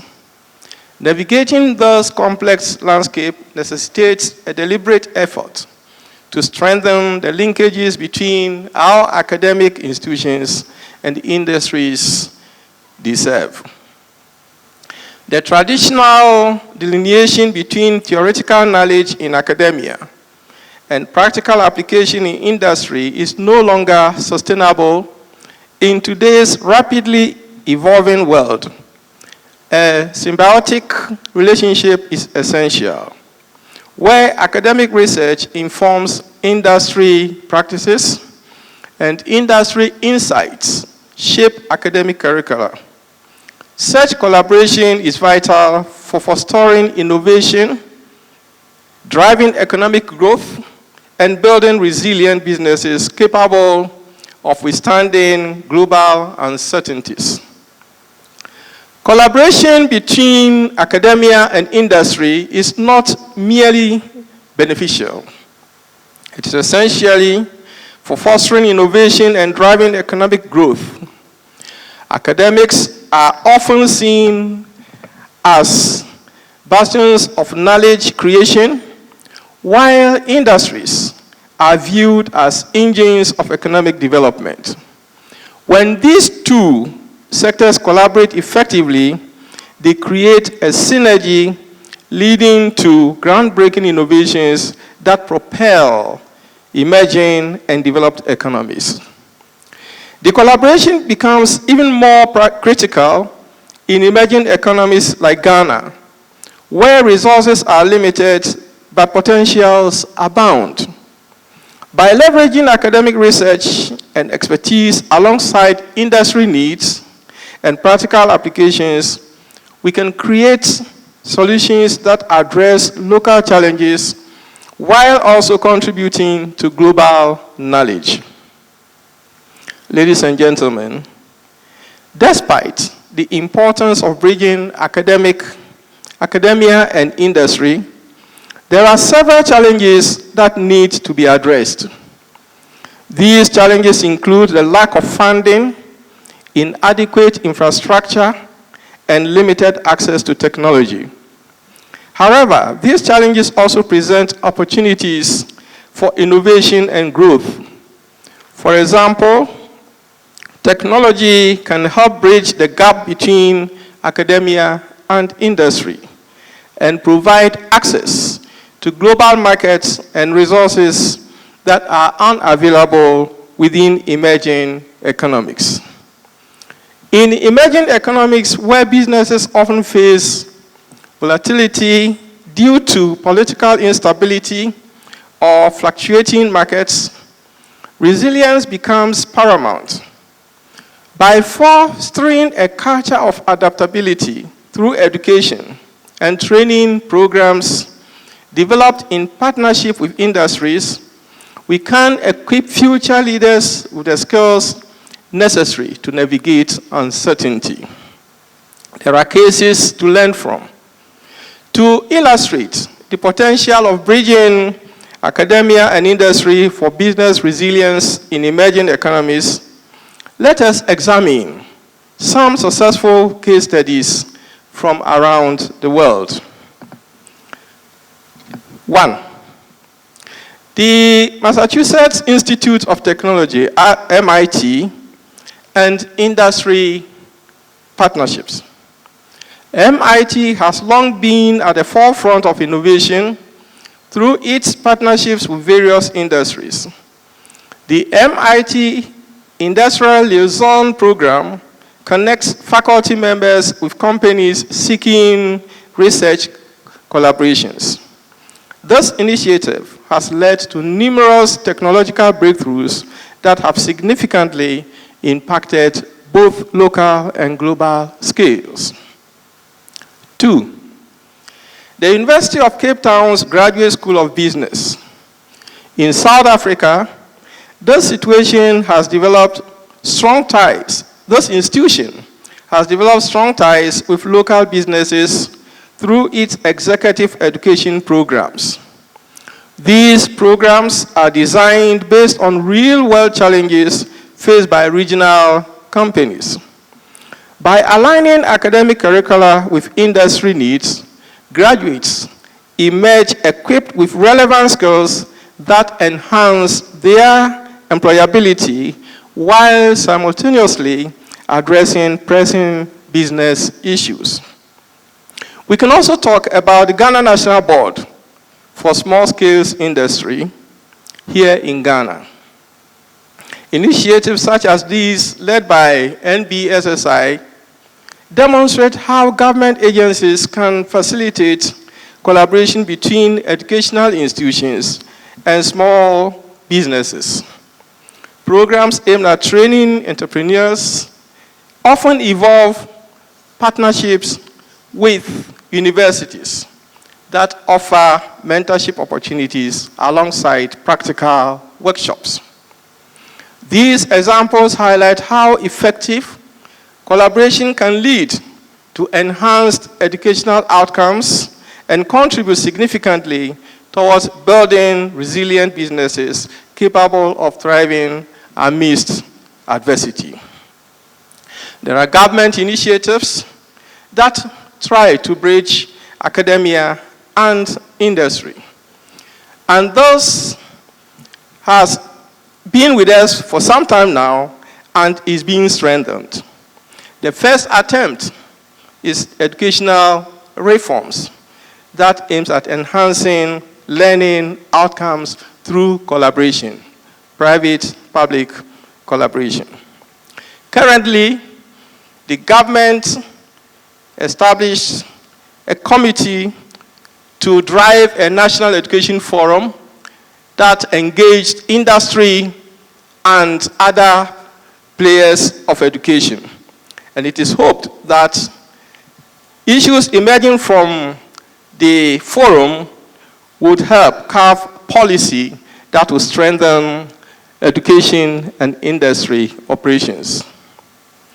Under the Education Strategic Plan, ESP 2018-2030, the government is prioritizing reforms focusing on improved learning outcomes, enhanced accountability and equity at all educational levels. These reforms aim to make our educational system more relevant to national development priorities and the evolving demands of the global economy.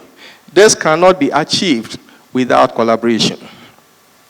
There's also an attempt to strengthen technical and vocational education and training, and then make the senior high school curriculum more relevant to our needs as a nation. Internship programs and work-based learning opportunities are also being encouraged. Research grants and funding, and government is actually trying to put in measures to incentivize collaborative research projects. Networking events and conferences, the era where conferences are purely seen as academic activity is leaving our system. We want a situation, an encouraging a situation where educational conferences will be collaborative venture, bringing in industry, so that outcomes of conferences will benefit our nation in terms of development. As we embark on this journey together, I invite you to reflect on the transformative power of collaboration between academia and industry. Over the past decade, we've witnessed remarkable advancements in technology, innovation, and business practices. However, these advancements have not been uniformly distributed across the globe. Emerging economies face unique challenges that require tailored solutions. As I conclude my speech, I wish to urge all stakeholders, educators, industry leaders, policymakers, and students to embrace this collaborative spirit. Let's work together to create an educational ecosystem that is responsive to the needs of our industries and capable of propelling Ghana to new heights of economic and social prosperity. Thank you for your attention, and I look forward to the fruitful discussions and partnerships that will emerge from this conference. I wish you all the best. Thank you.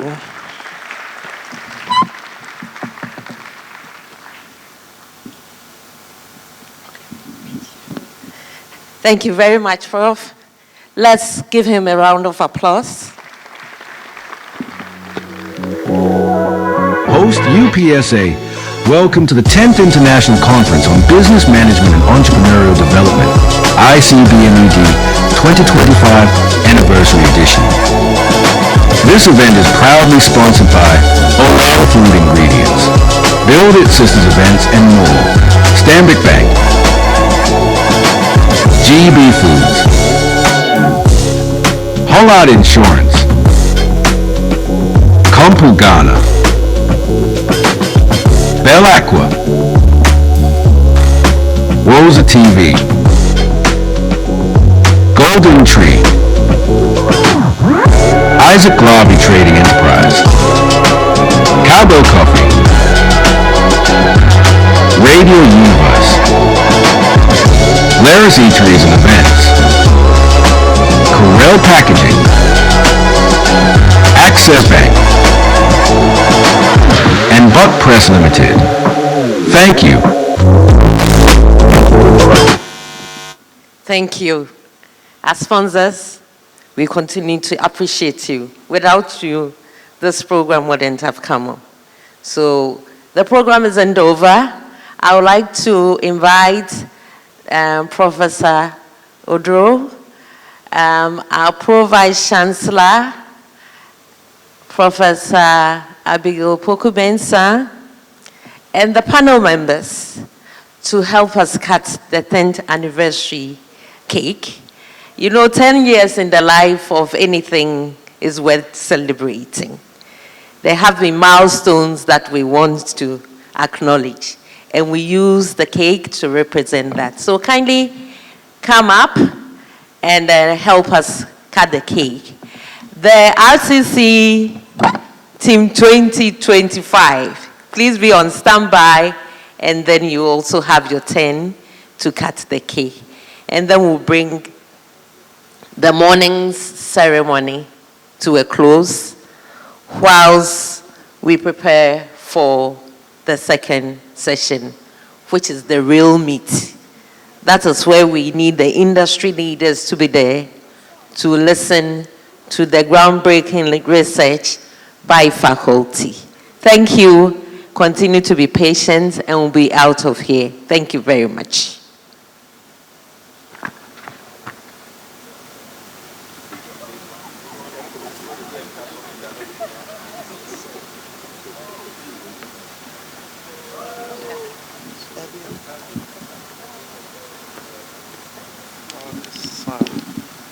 And God, the Holy Spirit.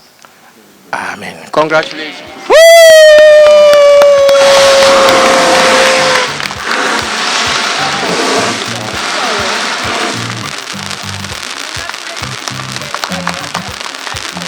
Thank you. Thank you.